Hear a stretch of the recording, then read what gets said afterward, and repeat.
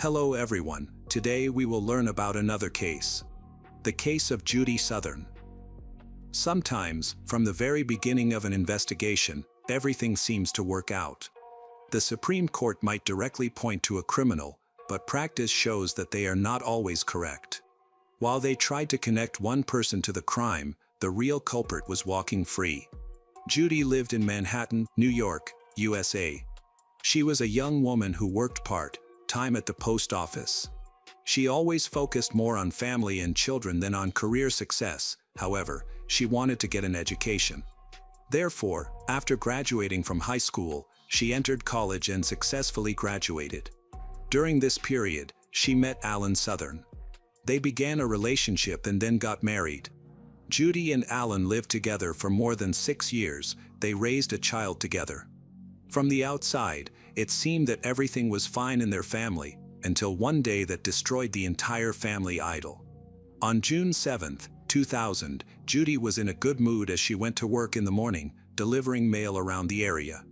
At about 3:30 p.m., she returned home and, as always, found no one there yet. Judy arrived first and was getting ready for her husband to return from work. She had a 5-year-old son who was visiting his grandparents at that time. The boy was supposed to return in the evening. Once inside, Judy immediately noticed a strange mess on the kitchen table and found a suspicious note. She remembered that no one was there when she left for work. No one from the household could have come and left a message. Her husband was at work and never showed up during the day. Judy didn't have time to figure it all out, began to read the note, which turned out to have quite disturbing content. While she scanned the piece of paper, a stranger came out of a dark room and headed towards her, weapon at the ready. Without warning, he attacked her twice. The first bullet missed, but the second hit Judy in the lower abdomen.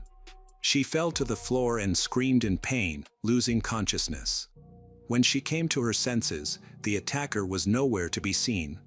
Judy barely reached the phone and tried to call her husband for help. But the phone was not working. She wanted to get to her mobile phone but could not remember where she left it. Fearing that the stranger might still be nearby, Judy crawled to the front door and carefully opened it. She stood up, leaning against the wall, left the house. Judy tried to attract the attention of others to scare off the criminal. She was bleeding and managed to walk only a couple of meters before she fell down exhausted. She knew her husband would be finishing work soon and would be near the house. That is exactly what happened. A few minutes later, he drove up in his car and immediately noticed his wife lying on the ground near the house. Judy was covered in blood but still alive. Alan picked her up and placed her in the back seat of the car. Judy was weak but tried to tell him about the attack. She pointed to the courtyard, but her husband still didn't understand what she wanted. There was no time to figure it out. Alan realized his wife's condition could be critical. Driving towards the hospital, Alan dialed 911, informed them that he had found his wife wounded near their house and was heading to the hospital. He asked them to meet them on the way. Judy was still conscious, said that a man had attacked her. She mentioned the name like Barry several times, claiming he had set up an ambush. By the time Judy arrived at the hospital, she had already lost consciousness. Doctors urgently took her to the operating room, but she died right on the table before receiving help. Her twin sister, Trudy Smith, arrived at the medical center a few minutes later. Alan informed her about the attack. She hurried because she wanted to support her sister. However, she doesn't have enough time. When Trudy received the tragic news of her sister's death, she approached Alan and accused him of what had happened. Alan seemed embarrassed. Trudy vowed to bring him to justice. The police immediately spoke to Alan, who became the main suspect. Because, typically, the closest people are involved in such cases. From the very beginning, Alan referenced Judy's own words about the shooting and the ambush organized by a certain Barry. The problem was that he did not know a single person among her acquaintances by that name. Trudy also could not recall anyone by that name. Meanwhile, forensic experts examined the crime scene and managed to find a considerable amount of evidence confirming that someone had indeed set up an ambush there and spent a significant amount of time in the house waiting for the victim. Such persistence seemed to indicate hatred, anger, and a personal motive. This only confirmed to the detectives that the criminal should be sought among the victim's immediate surroundings. Nothing was stolen from the house, so the robbery theory was immediately excluded. Mysterious Barry had taken a shower, played video games, and even found an adult toy belonging to Judy. It is not known what he did with it or why he left it in a prominent place in the bedroom. It became why Judy could not call from home for help. It was impossible because the killer had cut the phone line. He clearly wanted to deprive the victim of any chance to survive, and it worked. Doctors were sure that with timely assistance, she could have been saved. Despite the fact that the shot did not kill her immediately and she was able to leave the house, there was no one to help her. Unfortunately, she had to wait for Alan to arrive for some time, during which she lost a lot of blood. The detectives discovered traces of Alan, her husband. He continued to insist that he had nothing to do with the ambush. There were cigarette butts lying everywhere in the house, suggesting that the killer had smoked more than a pack of cigarettes while waiting for Judy. During the investigation, it turned out that neither the victim herself nor her husband smoked that brand of cigarettes, although this was not strong evidence of his innocence. This became the first piece of evidence in favor of Alan's alibi. It was strange that the criminal had entered the house without breaking in. Alan believed that all the windows and doors should have been closed before he left for work, but the shooter could have escaped through the window, which was wide open. During the searches, Alan remembered that his wife sometimes left the kitchen window slightly open to air out the house. This change in testimony was perceived as a very alarming sign. Spent cartridges were found at the scene of the crime. The first bullet hit a wooden wall. Flax was collected for further examination, and the police tried their best to find the weapon, but it was all in vain. Now, locating it had become a priority. It was believed that Alan managed to dispose of the gun, and naturally, he did not confess to this. Everything seemed to be against Alan. He was the first to report the incident and had spent the last minutes of Judy's life with her. His entire car was covered in blood, as were his hands and clothes. When Alan's office was searched, even more suspicious evidence was found. A special device for recording calls was installed on the family's home phone. Thanks to it, Alan could listen to their conversations while at work, checking his suspicions. This immediately drew the attention of the authorities to Alan. This became a reason to increase pressure on him. The most curious piece of evidence was a note found at the scene, which appeared to be a suicide note, but not written by Judy or her husband. A new name also surfaced in this case, Jonathan. On the other hand, Alan and Judy had serious problems, which offered more reasons to commit a crime. The recordings of telephone conversations were linked to his attempts to catch his wife in infidelity. He planned to use all of this to gain an advantage in court during their pending divorce. As it turned out, both were unfaithful in their marriage. Alan had already had 2 mistresses, which Judy knew about. These affairs significantly contributed to the collapse of their marriage. At the time of the attack, Judy also had a lover. They contacted him, but the man's name was not Jonathan, and he did not appear to look like a killer from the beginning. All suspicions were removed when he provided a reliable alibi. Just 2 days before her death, Judy had called and complained about problems in the marriage, mentioning that they were even sleeping in different rooms, that for over a month, nothing had kept them together except for their 5-year-old son, Jacob. Judy had long wanted to file for divorce but saw how well her child was with his father and did not want to ruin that bond. Alan truly played a significant role in Jacob's life. However, this no longer mattered against the backdrop of constant quarrels. Judy could no longer tolerate the conflicts and was planning to file for divorce. It is obvious that this gave Alan more reasons for anger. He could have been jealous of her, fearing that he would lose his son or be forced to share custody or pay alimony. Trudy confirmed that they indeed had disputes about their child, and both wanted to obtain custody rights, making the divorce process expectedly difficult. Trudy, too, had reason to confront Alan with accusations right in the medical center. However, the most compelling and disturbing arguments for the investigation came from Judy's friends. Everyone knew that Judy had serious marital problems, but the situation was worse than it seemed. Judy had repeatedly stated that if something happened to her, Alan would definitely be guilty. The possibility of financial motives for the crime also emerged. As their relationship began to crumble, Alan could solve all his problems at once and gain some benefit. This turned out to be true because a life insurance policy for Judy was found during the investigation, with her husband and son as the beneficiaries. Of course, Alan denied everything. He was interrogated for hours, but he insisted that under no circumstances would he kill the mother of his child. He claimed that he loved his son too much to deprive him of the most valuable person in his son's life. According to the investigation, there was not enough evidence to bring charges. More material evidence was needed. At a minimum, it was necessary to wait for the results of all the examinations. Contrary to the detective's expectations, doubts about the correctness of the choice of the main suspect arose with the first reports. The note found in the courtyard of the Southern house, identified as a suicide note, was signed by a certain Jonathan. However, the handwriting was not very legible, and the note itself was slightly contaminated with the blood of Judy. Complicating matters, it was clear that the note was addressed to a woman named Melanie and the letter was addressed to my wife, Melanie. At first, this confusion deepened because Melanie Southern did not exist, but there were other details in the letter, including an address that matched with Melanie Binney. This young woman lived at the location indicated in the note. She had a daughter and a husband named Jonathan Binney. The Binney family home was located approximately 5 kilometers from the ambush site where Judy was found. When the police checked Jonathan Binney in their database, it turned out that he fit the profile of the killer, as he had previously encountered problems with the law.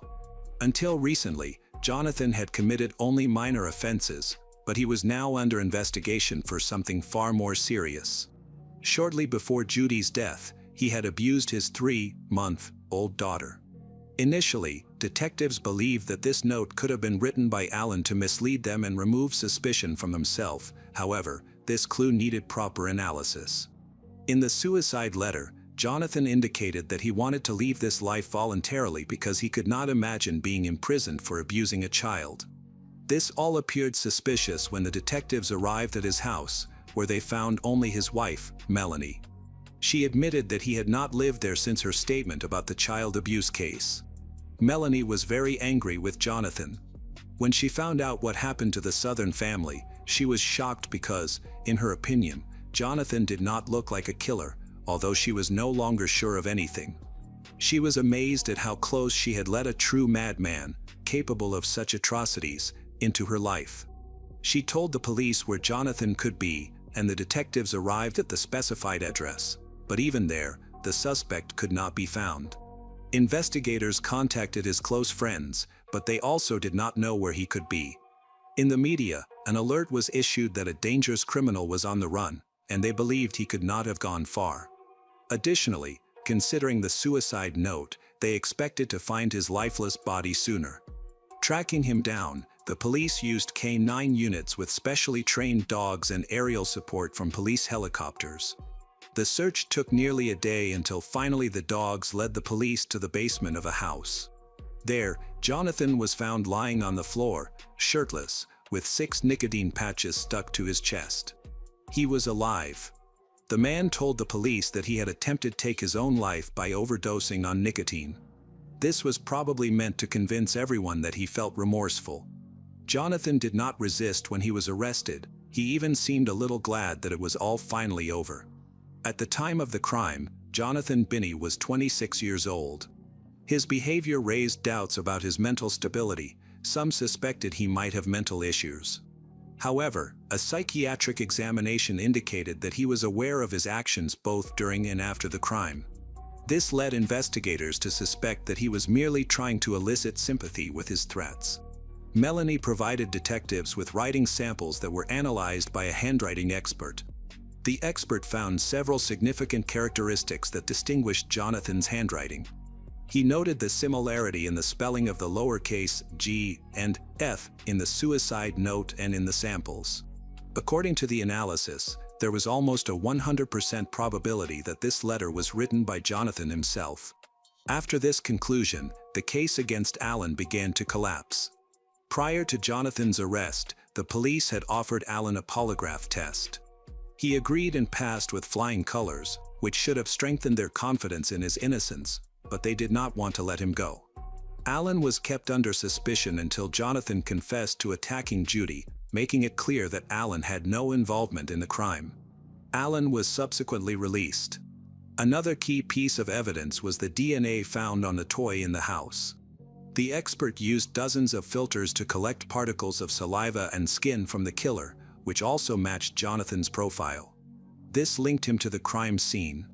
The day before Jonathan was arrested, the police found a 9mm handgun, a significant discovery. Despite a thorough search, they did not find this 9mm handgun registered to Alan. The gun was later confiscated and examined, but ballistics tests showed that it was not the weapon used to kill Judy. However, a dog team found another gun of the appropriate caliber in the woods near the house. Ballistics experts were now able to compare the bullets, cartridges, and guns. Tests were conducted.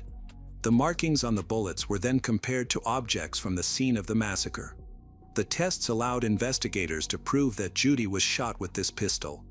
Fingerprints were found on the handle of the pistol, which also led to the arrest of a child abuser, Jonathan. During the search of Jonathan's house, police managed to find 9mm Cobra cartridges for a concealed carry pistol on the body under his clothing, as well as other evidence. All this confirmed that Jonathan was the weapon's owner. Melanie also told the police that he always carried a weapon with him, which he bought for self-defense. However, this had little effect on the situation with Alan. Even after that, he still looked suspicious. There were too many doubts against him because of the existing motive. Therefore, his status changed. It was now believed that he did not kill his wife with his own hands but became the mastermind behind the murder, using Jonathan as the executor. However, he refused to admit he didn't even know Jonathan. The theory that Alan hired Jonathan to kill his wife was also carefully investigated for a long time. The correspondence and calls were analyzed, but no connection leading Judy to Jonathan could be found. It seemed they were not acquainted at all. Against this backdrop, authorities tried to find at least some connection between the criminal and his victim in order to understand the motive for the attack. For a long time, it was thought this would help uncover Alan's involvement in the crime. It seemed suspicious that Judy called out a similar name before her death. Perhaps she really knew him or was trying to say something else, but her husband did not hear. The closest tie the police found was the period when Jonathan worked as a security guard at the library, where Judy occasionally borrowed books. They both had membership cards for the institution and exchanged pleasantries with each other. However, when questioned, the employees of the library could not remember any incidents involving Jonathan. The staff described Jonathan as a somewhat strange young man. While he worked as a security guard, he had no problems in his service record, at least none were known at his workplace. In fact, during this period, Jonathan had only minor offenses. When they questioned him about his job at the library, he could not recall anything that might connect him to Judy. Eventually, the detectives were forced to admit that this murder was a spontaneous act of aggression against an unknown person and a coincidence with Alan. All suspicions against Alan were dismissed. Jonathan was not familiar with Judy Southern. The choice of victim was random. He was merely driving around the city on his moped, looking for a suitable house to ambush. The Southern house seemed ideal to him, primarily because he spotted an open window that allowed for easy entry. Once inside the house, Jonathan clearly envisioned his actions. He had no specific target and was prepared to shoot whomever entered first, aiming to harm an innocent person. He smoked to ease his nerves. When it became he'd have to wait, he played video games and rummaged through the rooms. He never commented on Judy's abandoned adult toy. When Jonathan discovered that Judy had a husband and a 5-year-old son at the time, he claimed he would have shot any of them without discrimination or hesitation, even a child, if they had entered the house. Jonathan also confessed to abusing a 3-month-old child. Due to the ongoing investigation, he later told the authorities that he did not want to go to jail for child abuse, especially considering the familial ties and age of the victim. He was aware of how badly prisoners with such convictions were treated and described in detail the suffering caused by his fear of incarceration. Therefore, he sought a way to remedy the situation. Jonathan decided to go to jail as a murderer.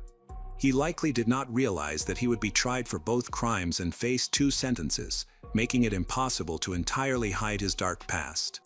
While in the ambush house, Jonathan altered his plan and decided to take his own life after committing the murder, so he didn't particularly care about leaving evidence. With these thoughts, he even wrote a suicide note. He spent several days behind bars and eventually told the police, without waiting for his lawyer, that he wanted to officially plead guilty to Judy's murder. Jonathan was not planning to deny his guilt regarding the abuse of a 3-month-old. His conscience was eating away at him, and he was ready to talk to detectives again. The entire local community was shocked by what had happened, especially Melanie, who had already suffered greatly. The media eagerly reported that a 3-month-old baby had been abused by her own father. Authorities feared public unrest and felt compelled to provide increased protection for the criminal. When Melanie learned that her husband was willing to kill any person, even a child, to avoid jail time for his shameful crime, she desperately wanted him imprisoned forever, or better yet, sentenced to death, so that this bloody chaos would end as soon as possible. Given the evidence collected, even without a confession, Jonathan Binney faced little chance of receiving a lenient sentence. He was found guilty of murdering Judy Southern and abusing a baby, receiving the highest punishment before being placed on death row. The court's decision elicited strong reactions from both the killer's wife and the family of the deceased, who finally breathed a sigh of relief and continued to raise their children. Jonathan's lawyer fought for a temporary reprieve, even managing to secure one at first, and subsequently signed a written agreement with the authorities stating that he would never again appeal the sentence if the death penalty were commuted to life imprisonment without the chance of parole. This agreement worked. Jonathan Binney is now serving a life sentence and remains behind bars. Welcome back to our channel. Today we will explore a new case, the case of Omaima Nelson. Omaima Ari Nelson was an Egyptian immigrant who moved to the United States at the age of 18. She was both intelligent and attractive, but her quest for the American dream turned into a nightmare. This is the story of how a once promising woman became a dangerous individual. Omaima was born in 1968. She grew up in a rural area plagued by poverty and family instability. Her father was a harsh and abusive figure, displaying cruelty toward his wife and children. At the age of 7, Omaima endured female genital mutilation, according to the woman's custom and according to her father's wishes, a traumatic experience that left her in pain throughout her life. This brutal procedure was performed with primitive tools, often without anesthesia, and was carried out by her own mother. Eventually, Omaima's mother found the courage to leave her abusive husband, who was also Omaima's father. She took her family to the City of the Dead ghetto in Cairo, surrounded by graveyards. Despite its ominous name, the City of the Dead was once a peaceful place, but had recently become one of Cairo's largest and most rundown slums. It is estimated that over 1 million people live there, united by their shared hardships. Despite her difficult beginnings, Omaima blossomed physically. She grew into a beautiful young woman. When Omaima turned 18, she met an American oilman, Roger Stainbrook, and fell in love. Her family encouraged her to marry him, and she eagerly agreed. They married in 1986, and Omaima soon moved to USA to join her husband. However, their marriage quickly became unhappy for reasons that remained unclear. At just over 18, Omaima found herself alone in America, struggling financially and with limited English skills. She decided that her best chance for stability was to meet men in bars. As returning to Cairo was not an option she was considering, she was determined to keep moving forward. Omaima had limited professional skills, so she worked as a maid and took on various cash-paying odd jobs. Her beauty eventually led her to become a part-time model, which helped her pay her rent. However, she soon grew tired of relying solely on her looks for temporary jobs. She began to seek other ways to secure some income, and at some point, Omaima's way of making money is to become a criminal. She engaged in a series of deceptive relationships with men to extract money from them, moving from one man to another and from city to city. As her actions escalated, she began to tie up her victims and threaten them with a weapon during the robberies, fully aware of the fear she instilled in them. Once she got what she wanted, she would spend the money and look for her next target. Omaima was cold, bold, and ruthless, showing no signs of remorse or sleepless nights over her actions. In 1991, at the age of 23, Omaima moved to Orange County, California, where she met William Edwin Bill Nelson, her main target.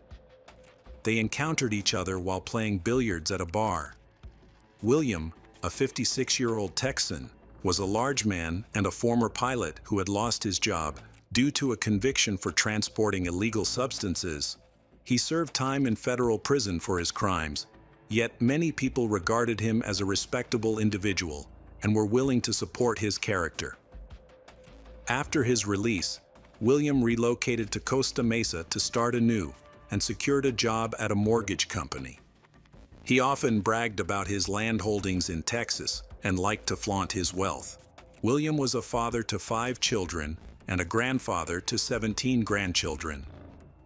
Omaima was attracted to older men for several reasons, including her belief that they would treat her better. She assumed that by their age, men had typically achieved financial stability, which was certainly appealing to her. When Omaima discovered that William Nelson owned a red Corvette, she felt she had struck gold the night they met. William's striking appearance, complete with red cowboy boots and a large belt buckle, made it clear that he was a confident and significant man. He also shared that he owned a large cattle ranch in Texas, which appealed to Omaima, who had always longed for someone to take care of her. The chemistry between them was instant, and they fell in love quickly, deciding to marry just a month after their first encounter. They were not interested in making wedding plans or wasting time and money. Instead, they organized a telephone ceremony with an Egyptian priest and then traveled to Phoenix, where they found a justice of the peace to finalize their marriage. Afterward, the newlyweds enjoyed a honeymoon in Texas and Arkansas, during which William introduced Omaima to his family.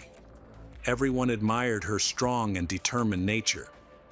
During the trip, Omaima suffered a serious injury from a horse fall, and although it was quite severe, she chose to take aspirin, have a bit of vodka, and continue their journey rather than seek medical help. One of William's daughters remarked that Omaima was tough as nails. After spending a few weeks traveling and enjoying their new life together, William and his new wife returned to his apartment in Costa Mesa to settle in. Around this time, William called his daughter to share how well things were going. He was excitedly preparing to celebrate their first Thanksgiving together and felt that life couldn't be better. William invited his daughter to join them, but she declined, and that was the last time they spoke. On December 1, 1991, early in the morning, a man named Jose Esquivel was startled awake by loud knocking at his door. Still groggy and confused, he decided to look out the window first. He didn't see anyone at the door, but he noticed a red Corvette parked outside that he had never seen before. Feeling uneasy about the situation, Jose chose not to answer the door at that hour. Later that day, around 1 p.m., the red car returned to his house, and the driver knocked on the door again. This time, Jose answered and found Omaima standing there. She was crying heavily and showed him cuts on her arms and face. She claimed that her husband had been abusing her, beating her, and holding her captive for several days. With great effort, she said she had managed to free one of her hands, grab a nearby lamp, and hit William Nelson to death in self-defense. She insisted that this was true through her tears. Omaima told Jose that she had dismembered William's body and put the remains in trash bags. She said she needed a truck or vehicle to help her get rid of them. In return, she gave him some equipment and the false promise of $75,000. Jose agreed and told her to wait at William's apartment while he went to get his truck. However, Jose was cautious. As soon as Omaima left, he called 911 and reported her confession to the police. The police found William's car, where they discovered his wife, and they quickly began questioning Omaima. She denied everything, claiming she never said anything like that to Jose, and insisted that William was just in Florida on a business trip. Although she seemed cooperative, her answers to the police were odd and sometimes contradictory. What happened next took the situation to a whole new level of strangeness. The police discovered a suitcase in William's car that contained human organs. Omaima claimed that the remains belonged to a person William had killed. Among the organs was a pair of lungs with black spots, suggesting that the victim had been a heavy smoker. William himself had also been a long-time smoker. The detectives were not yet 100% sure it was him, but at that moment, they already knew they were dealing with a murder. The police swiftly obtained a search warrant for Mr. Williams' apartment, where they discovered many gruesome items. They found several suitcases and trash bags containing human body parts. In William's bedroom, blood was dripping from the mattress onto the bed, and all 4 bedposts were broken, suggesting that a struggle had taken place. They also uncovered a broken lamp and an iron, both stained with blood, human tissue, and hair. The kitchen was chaotic and disturbing. In the garbage can, they found pieces of a thigh mixed with other turkey parts and cranberry sauce. When the police looked inside the freezer, upon removing the bags, they found a large round object wrapped in foil. Unwrapping it revealed that it was William's head. Omaima claimed that she had been held captive by William. Yet, investigators discovered markings around his ankles that suggested he had been shackled. They were uncertain about his wrists, since they were detached from the hands and showed signs of injury. During her examination, a forensic expert determined that the wounds and bruises on Omaima's body were self-inflicted. She was soon taken in for questioning and faced with overwhelming evidence against her. Realizing she had been caught in a lie, she gradually disclosed more information. She claimed not to remember how she killed William and said she woke up to find him in trash bags. She stated that a demon or something inside her compelled her actions. She even described having a vision of 2 bloody women repeatedly urging her that William had to die, which she said drove her to commit the murder. Omaima didn't just kill William.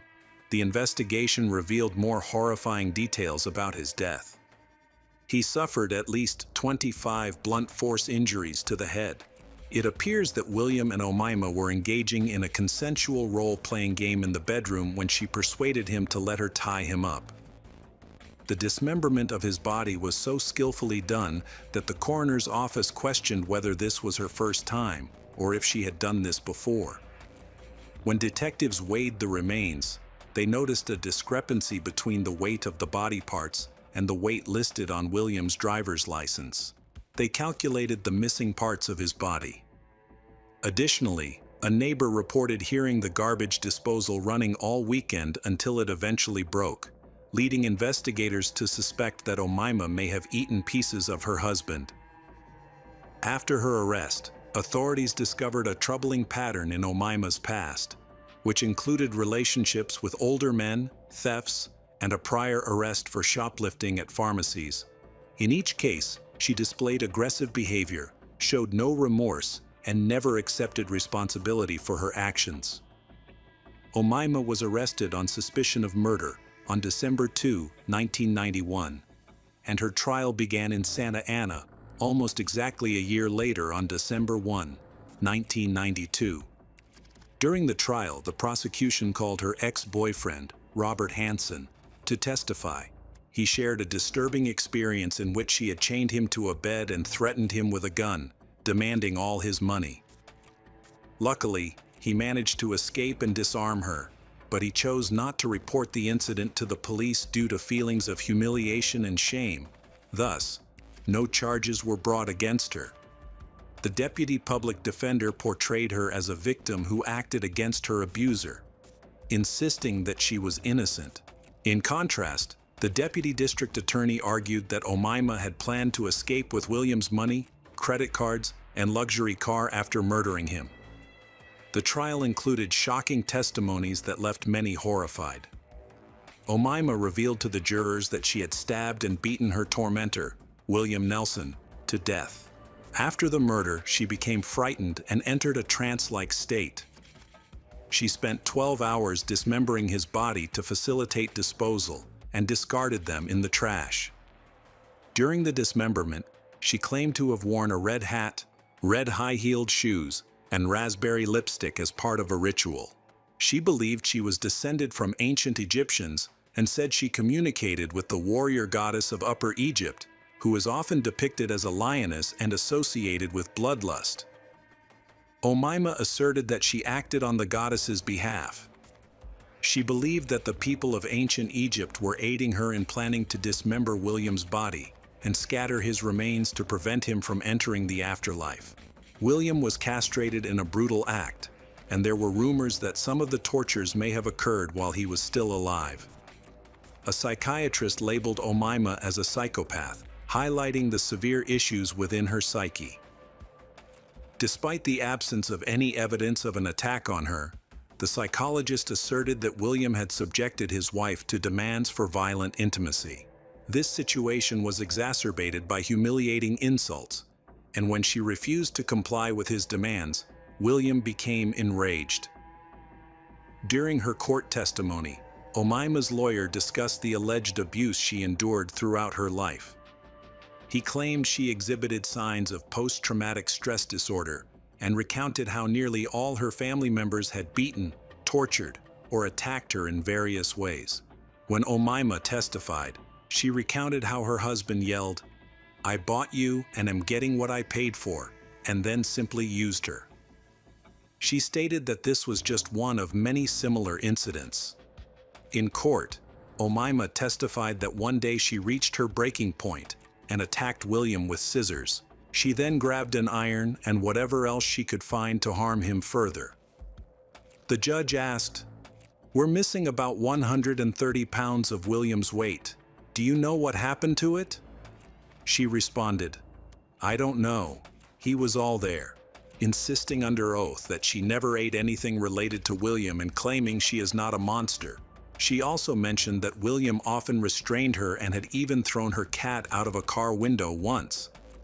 Additionally, she recounted a threat made by William during a trip where he said he would bury her body in the desert if she didn't follow his demands. The jury found her guilty of second-degree murder. They did not believe her accounts of an abusive relationship with William Nelson. The Orange County Superior Court jury acquitted Omaima of first-degree murder after determining there was not enough evidence to show that the killing was premeditated.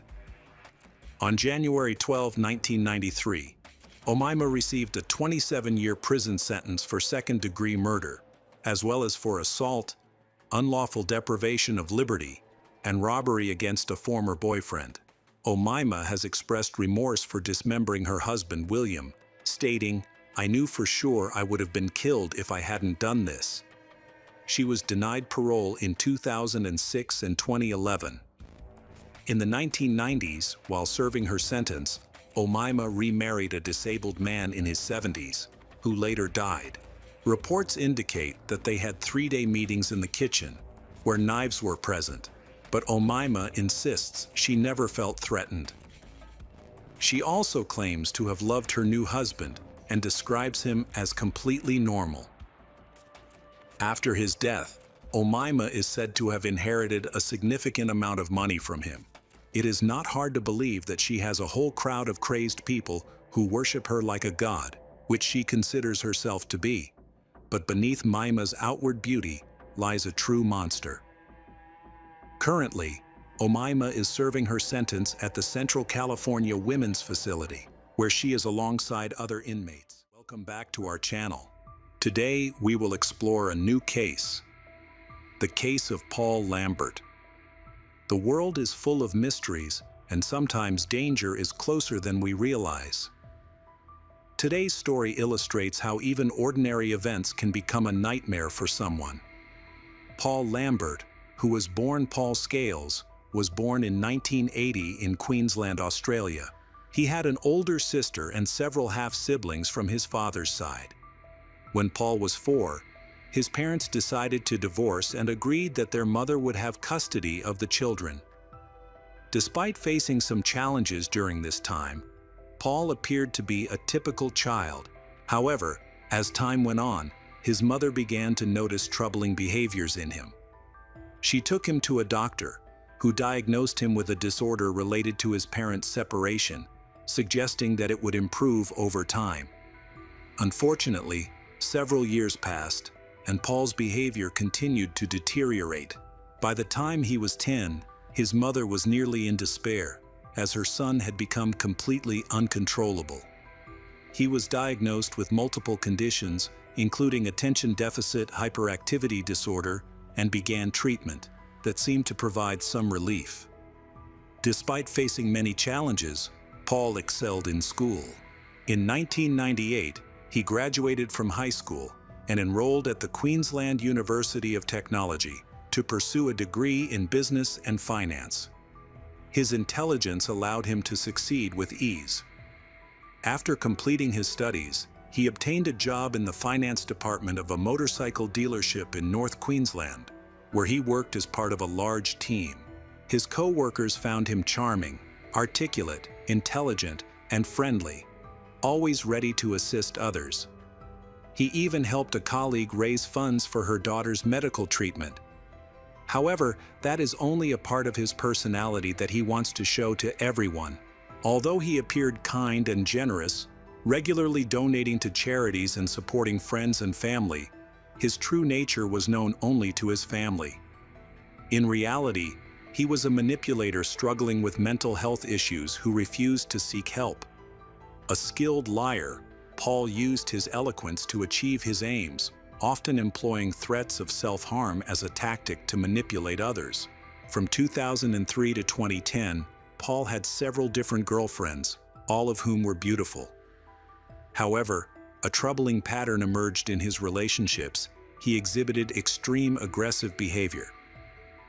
By the 6th year, 5 different women had obtained restraining orders against him, but even this did not stop him. He violated several of them and was held accountable. Paul treated all his ex-girlfriends similarly. They described him as a manipulator who sought to control their lives in a cruel manner. He frequently belittled them emotionally and even became violent when discussions about breakups arose, creating unsafe conditions for their well-being. Paul had a troubling habit. He would reach out to the families of girls who tried to leave their unsatisfactory relationships. Whenever he sensed that he was losing control, he would repeatedly call the girls' relatives, trying to intimidate and stalk them. His goal was to delay the breakup and keep his latest partner with him for as long as possible. To do this, Paul made up stories and attempted to hide his actions.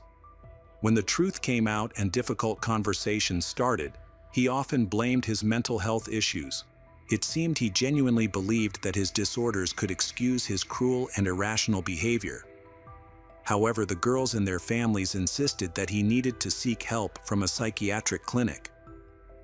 Unfortunately, he did not seek help on his own, and law enforcement did not take action, allowing another girl to fall under his influence. Paul claimed to have dissociative identity disorder, describing his personalities as good and evil, and sometimes giving them names. He admitted that he might have as many as 9 different personas. Despite this, Paul was a charismatic individual with a strong ability to charm women. He was attractive, but his idealized relationships quickly fell apart, typically lasting no more than a month. In 2014, he tried to settle down by proposing to his ex-girlfriend Samantha, whom he had dated in 2008. However, their relationship ended due to his aggressive and cruel behavior, which included stalking her, although they remained in contact for 6 years, during which Samantha urged him to seek professional help. Paul managed to persuade her that he could be a good husband and would definitely pursue treatment, leading her to agree to marry him. They officially tied the knot on February 2, 2014. Of course, all his promises turned out to be lies. Initially, Things appeared to be going well, but within a few weeks the situation started to deteriorate rapidly. After 7 months of living together, their marriage had become unbearable. Paul was losing control, and Samantha felt ready to end the relationship for good. In a last-ditch effort to save their marriage, she suggested they take a trip together. In September 2014, they traveled to Orlando, Florida, hoping to improve their relationship before returning to Australia. Although the trip seemed romantic and had the potential to mend their relationship, once they returned home, Paul continued his old behavior. Unsurprisingly, the situation only worsened. Then, Paul creates a profile on Tinder, presenting himself in the best possible way. He received messages from many women, but was searching for something truly special. He connected with Brittany Killa, a beautiful and well-known 32-year-old television presenter with a promising future. Brittany was using the app to find a relationship, and Paul quickly caught her attention. They began messaging, then exchanged social media and email contacts, and eventually had several video calls on Skype. Paul is completely captivated by Brittany, to the point where he wants to end his relationship with his wife. In March 2015, Paul informed Brittany that he was going to Florida because he wanted to be with her.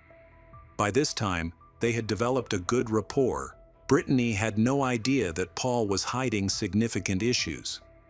He was adept at concealing his flaws, and Brittany unwittingly became another victim. When Brittany learned about his divorce, she expressed that she didn't want to be the reason for his family's breakup. She asked Paul to stay in Australia, but he lied, claiming he was already divorced and had no ties holding him back. This convinced Brittany to give him a chance, and she agreed to spend 3 months with him to deepen their connection. Finally, they met in person. Although Paul is not officially divorced, he continued to deceive Brittany. At first, he presented himself as a caring and loving man, but soon, his true nature revealed itself. Brittany noticed his odd and unpredictable behavior, which suggested he was struggling to manage his emotions. As a sensible person, Brittany understood that the relationship should come to an end. Unfortunately, this decision was a clear signal for Paul to take action. He started overwhelming Brittany with messages and calls, insisting she spend the next 3 months with him, as they had initially agreed. He believed she could not simply abandon her commitments, claiming he had traveled across the ocean for her, and felt that she had treated him poorly. But all of this was in vain. Paul could not convince Brittany. Then, Paul began telling her that his father had just died, and he needed support, claiming that Brittany was the only close person he had in the US. Ultimately, this worked. She believed his story, thinking that no one would make up something like that. Her father had died from a brain tumor a few years ago, so she understood how hard it was for him. Paul knew about this and intentionally used this trick to manipulate her to lure Brittany into a trap. She supported him and tried to build their relationship. Of course, this didn't affect his behavior. He became increasingly unstable. So after a while, Brittany decided to cut ties again. Then, Paul began to threaten to take his own life. Unfortunately, this trick worked again, and their relationship continued. What bothered Brittany most was her boyfriend's behavior when she had to work away from home for long hours. He sent her dozens of messages and emails, and could even call her when she was on live air. Naturally, this was a significant problem for the journalist, and could potentially cost her the job she had dedicated her entire life to. Brittany couldn't withstand the pressure and tried to break up with him again. Then he started making up new absurd stories that became increasingly bizarre. Paul started telling her that all this time she had not been dating him, but his twin brother, who was the one behaving inappropriately. This time, Brittany did not believe these stories. Then Paul recounted how he had been abused in childhood, claiming that this had led to his current emotional state. Paul again tried to elicit pity from Brittany in every possible way. This whole lie culminated in he confessing that he had a brain tumor and would soon die. Paul added that he was afraid of dying alone. He was once again convincing enough for Brittany to believe him. All of this led to the continuation of their relationship. But Samantha lived in constant fear. She cried every day, and panic attacks began. During the day, Brittany was so tense that she felt constantly unwell. She planned to exit the relationship again, but Paul was prepared to keep her. He threatened to expose naked photographs of her. Now her career, which she had built her entire conscious life around, was at stake. Paul even started sending threatening messages on Brittany's social media, calling her a killer and hinting that he would take his own life if she broke up with him. As a result, Brittany was forced to delete several of her social media profiles. As a public figure, she needed to manage her social media presence to promote herself. Naturally, Paul was aware of this and willingly used it as a means of control. All of this could not continue indefinitely. Eventually, Brittany left him and contacted the police. Like all the previous women in this period, he actively bombarded her with compromising messages and stalked her wherever he could. She reported all of this to law enforcement, who took the case seriously. On May 11, Brittany sent a text message to Paul, warning him not to stalk her anymore and not to try to contact her through any means of communication. Then Paul sent 2 more letters demanding payment in exchange for stopping his harassment. In reality, Paul earned a decent living from extort money. He was very frugal, drove an old car, and rented a tiny, modest apartment. However, in the following days, Paul still showed no signs of stopping his bullying actions. It seemed he was still trying harder to cling to his victim. During this period, he began talking about his 9 personalities. Brittany was in shock and terrified, as she had never dealt with people suffering from dissociative disorders before. Thanks to Brittany's work through social media and television, Paul was able to easily gather information about her. He followed her through news broadcasts and publications. Paul began showing up near Brittany's home and workplace uninvited, and he was able to intimidate her to the point that it became increasingly difficult for her to go on live broadcasts.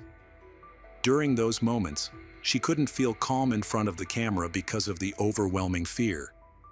Thanks to the lawyer hired by Brittany, Paul was arrested and charged with stalking and extortion. Eventually, he admitted to stalking but again claimed he was insane. During this time, Brittany learned that all of his stories about twin brothers and tumors were false. His father was actually alive and well. She was shocked by the extent of his deceit. Soon after, Paul was deported to Australia and banned from entering the US.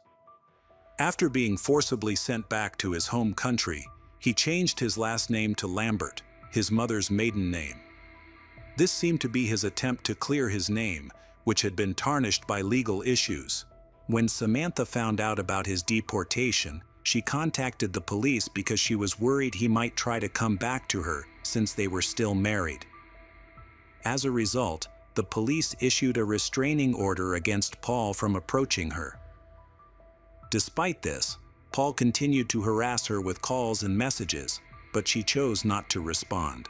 On February 22, 2016, Paul persuaded Samantha to go with him to a divorce lawyer to sign the divorce papers. She agreed, which turned out to be a grave mistake.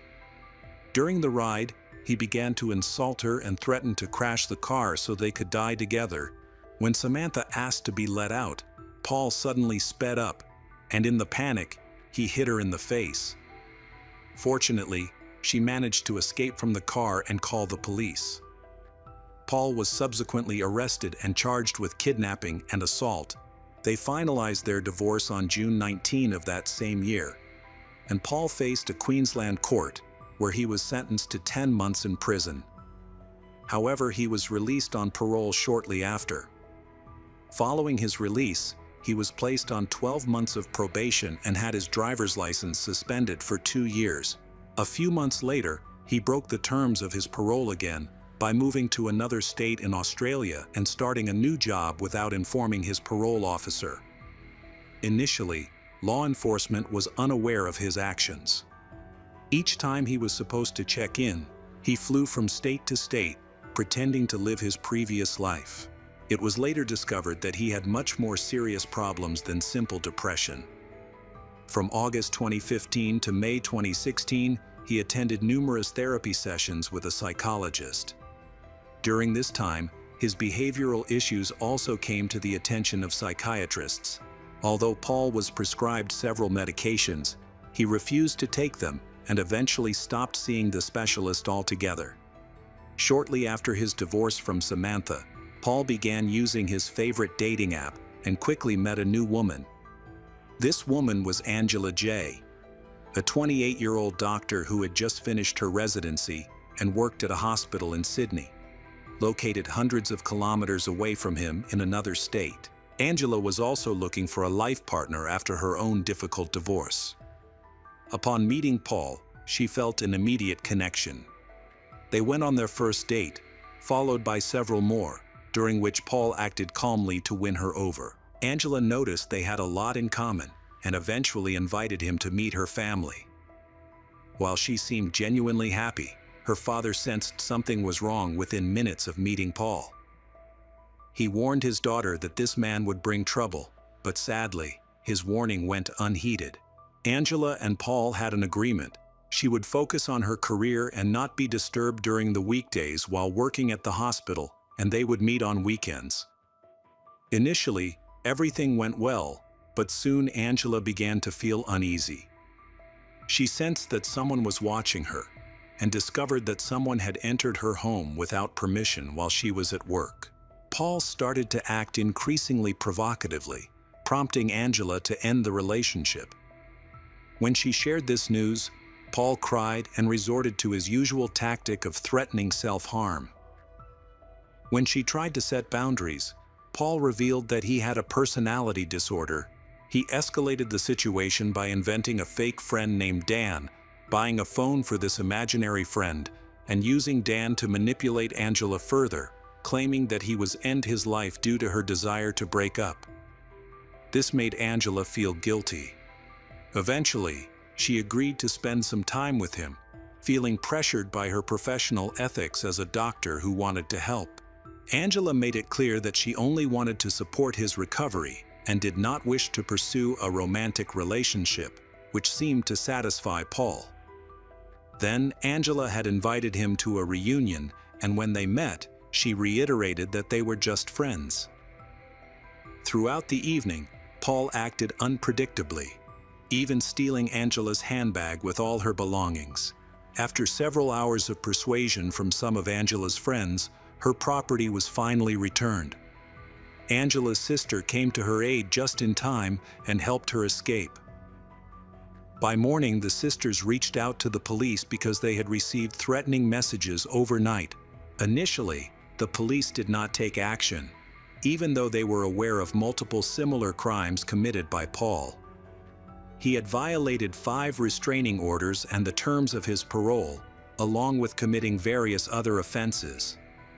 The next day, Paul rented a white Corolla hatchback and went to a hardware store to buy a utility knife, an axe, and 2 rolls of tape. While driving, he was pulled over for speeding, but it is more of a routine document check. He was driving illegally since his license was still suspended, but he managed to convince the officer that he was unaware of the restrictions. Surprisingly, the officer let him go. That evening, Paul met Angela at her doorstep, right after she returned from visiting her sister. Once inside, Angela received a frightening message from Paul. Alarmed, Angela ran to her neighbors for help, fearing that Paul might come for her. They assisted her and called the police. Help arrived at her home around 9 p.m., and Angela was taken to the police station. After explaining the situation regarding Paul, a criminal case was opened. Following the police's advice, Angela decided to stay with her relatives for safety. She asked the landlord to change all the locks. To protect herself, she kept knives all over her house so she can quickly defend myself in case of attack. Meanwhile, Paul was near her house, hiding from the police and attempting to buy a weapon. Paul went to a weapon shop but was unable to purchase one due to his suspended license. Later, he returned and asked to buy a hunting knife, which he was given. That same day, he rented a room in a hotel directly across from the hospital where Angela worked. After that, he sent a message to the entire family saying he was going to end his life. However, his relatives, who had tried to help him for many years, were exhausted by his constant lies and stopped responding to such comments. On November 2, Paul returned to the hardware store and bought a crowbar, a hammer, and several zip ties. When Angela came home in the evening and went to her bedroom, Paul suddenly jumped out of the closet and attacked her with a knife. He covered her mouth with his hand, leaving her unable to fight back. However, Angela managed to stall him by asking to go to the bathroom. Terrified, she decided to try to escape. Unfortunately, Paul quickly caught up with her and began stabbing her. The first strikes hit her legs, followed by 11 wounds to her chest and arms. Despite her injuries, Angela somehow managed to get up. Paul then poured gasoline on her and even into her mouth, but she refused to give up and screamed for help. Fortunately, a neighbor walking his dog heard her cries. Realizing what was happening, the neighbor grabbed a crowbar from his work vehicle and rushed to her aid. Angela seized the opportunity to slip out of Paul's grasp, causing him to slip on a puddle and fall. This gave her crucial seconds to escape, and the neighbor helped her reach his house, where his wife called for help and tended to her bleeding wounds as instructed by Angela. Finally, Angela was taken to the hospital, and the police began searching for Paul. However, he had already disappeared by that time. Remarkably, around 7:05 a.m., while Angela was being transported to the hospital, Paul called her. Instead of speaking with her, he only heard the furious shouts of the neighbor who had rescued her. Paul hung up and called his mother. During this call, he told her he intended to take his own life and asked her to apologize to Angela on his behalf. She didn't believe him and hung up. He then called the police, speaking about harming all the women he had known. He claimed he couldn't control himself and that they would be in danger as long as he was alive. The police tried to convince him to turn himself in, but he simply hung up. Thanks to this call, the police were able to track Paul's location. He was traveling along the eastern coast of Australia. A chase began at 9:15, but Paul was driving so recklessly that the police had to stop the pursuit. They set up spike strips on the road, which successfully halted his vehicle. Paul exited the rented car with a knife and ran down the road until he encountered 3 officers. Although the officers had their weapons drawn, Paul showed no intention of surrendering. He was blinded by a powerful flashlight, which only made him more aggressive. Meanwhile, the police attempted to negotiate with him, urging him to give up, but he seemed intent on dying. Paul even shouted, asking what he needed to do for the officers to open fire. They attempted to calm and distract him, but one of the police officers approached from behind and fired a taser. Unfortunately, the taser failed to make contact because Paul was wearing thick clothing. This infuriated Paul, who then menaced the officers with a knife. Suddenly, multiple explosions rang out from all directions. At 9:37, 36-year-old Paul was shot and killed. His wife was informed of the incident, but she was unable to cry or feel upset. Angela was in the hospital at the time. She had been saved and was not in danger of losing her life despite suffering 11 stab wounds. Upon hearing that Paul could no longer harm anyone, Angela felt a sense of relief. Many women who had been victims of stalking experienced varying degrees of depression and post-traumatic stress, but ultimately, they all managed to rehabilitate and recover. Hello again, true crime fans. We've got another mysterious case to explore. The case of Edwin Valero. Edwin Valero was born on December 3, 1981, in Bolero Alto, Mérida, Venezuela. He was one of 5 children in the family. Edwin's father worked as a truck driver and was often away from home for days at a time. When Edwin was 7, his father abandoned the family completely, which had a significant impact on Edwin. His mother, who was left to raise the children alone, made life very difficult for them. She later entered a new relationship and had 3 more children. Edwin did not enjoy studying and dropped out of school at the age of 11, despite his mother always emphasizing the importance of education. Eventually, the family moved to a new neighborhood, where Edwin began helping his mother by selling fruit.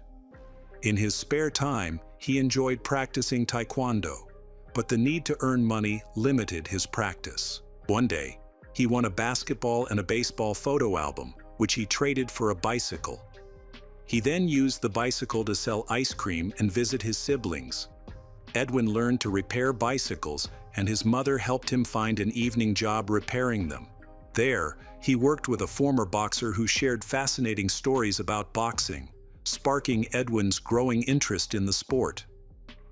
One evening in 1992, while working as a garlic delivery man, Edwin came across a gym named after the famous boxer who had won an Olympic gold medal. Edwin was fascinated by boxing and caught the attention of the trainer, who invited him to try boxing. Edwin was interested, but worried that he would leave his bag of garlic unattended while he worked. The coach encouraged him to come back the next day at 2 p.m., wearing shorts and sneakers. When Edwin returned, the coach assessed his skills and recognized his determination and discipline. Although his family did not approve of boxing, Edwin worked hard at the gym, diligently following the coach's instructions and training until he was exhausted. With each punch, he put in more effort, and the coach noticed that Edwin's punches were surprisingly powerful for a 12-year-old, reflecting his struggle and ambition to succeed. When Edwin turned 13, he asked his coach if he could stay overnight at the gym, and the coach agreed. Understanding Edwin's difficult circumstances, this decision marked the beginning of Edwin's childhood filled with boxing gloves, punching bags, and dreams of becoming a world champion. He trained hard, but over time, he faced some challenges. He started drinking, using drugs, and hanging out with bad influences. Despite these difficulties, he participated in 92 amateur boxing matches, winning 86 and scoring 45 knockouts, losing only 6. In 1998, he became the champion of Central America and the Caribbean islands. During this time, he met Jennifer Carolina Vieira de Valero, who would later become his wife. Jennifer's parents initially disapproved of their relationship, believing that Edwin had no bright future. In February 2001, Edwin's life took a tragic turn. While riding his motorcycle without a helmet and speeding to help his father, who had just had an accident, he crashed into a car. He fell off his motorcycle and hit his head on the pavement, suffering a brain injury. A blood clot formed in his head and was later removed. Medical reports indicated that the injury affected the nerves in his brain, resulting in slower reflexes, leading many to believe that his boxing career was over. Edwin spent 3 months in the hospital, with Jennifer by his side throughout his recovery. They fell in love at first sight, and no one could have predicted how tragic their love story would turn out to be. On January 7, 2002, Edwin returned to the boxing ring despite being advised not to fight again. He won the match by knocking out his opponent, proving his doubters wrong. On June 30, 2002, Jennifer gave birth to their first child when she was 15 years old. They faced difficulties getting married because they needed her parents' permission.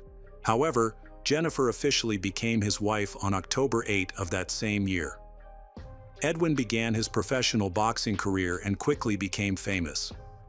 In his fights, he knocked out all his opponents in the first rounds, which attracted national attention. However, over time, he fell into bad habits, including drug and alcohol addiction. Despite these difficulties, he tried to give back to the community by establishing a foundation for the disabled. He later had a daughter born in California while pursuing new opportunities in the United States. Unfortunately, his situation worsened when one of his trainers began to steal his wages.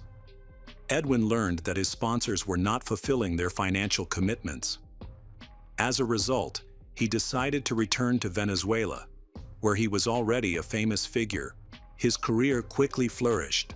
He successfully defended his title 4 times, winning each fight and earning millions of dollars, which motivated him to perform even better. He got a tattoo of the Venezuelan flag on his chest, featuring the face of the then president. This connection gave him considerable influence in the government, and he developed a friendship with the president. Edwin was known to be kind, polite, and friendly. However, when he drank, his attitude changed dramatically, becoming cruel and aggressive. The only person who truly understood him was his wife. Over time, his family began to notice unusual changes in his behavior and questioned him about possible drug use. Edwin changed daily, and these changes were quite obvious. Despite their attempts to help, Edwin became increasingly distant from his family. In September 2007, Edwin's mother and sister reported him for domestic violence after he assaulted them during a family argument. They also accused him of abusing his wife. This information emerged on April 4, 2009, when the International Boxing Association announced a new lightweight champion. On April 15, 2009, Valera attacked his wife Jennifer in the leg while drunk. He claimed it was an accident, but his family believed it was intentional. Edwin was involved in many serious incidents, but often escaped punishment because of his wealth and fame. He avoided responsibility due to his status as one of the top boxers of his time, and there were fears that he might be exploiting his connections in the government. He even killed a thief who stole his motorbike, but the case was settled with money. In 2010, Jennifer and Edwin's 2 children contacted his mother when his behavior became out of control. He spent days isolating himself, drinking and using drugs, and pressuring Jennifer to participate in these activities. Edwin was then taken to a clinic in Caracas for rehabilitation. Specialists prescribed medication and injections, but Edwin did not follow the instructions. On March 25, 2010, he threatened hospital staff because they were treating his wife, Jennifer, who had been admitted with bruises and a punctured lung due to broken ribs. Jennifer accidentally fell from a height of 3 meters while checking a non-functioning water tank. After the fall, she went to bed, but the pain in her back became unbearable. When she woke up, she informed her family, who took her to the hospital. However, doctors quickly suspected that she had been assaulted.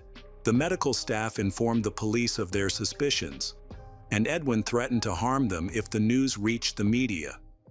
He also threatened his wife, which eventually led to his arrest. The judge issued protective orders for Jennifer, preventing Edwin from approaching or threatening her.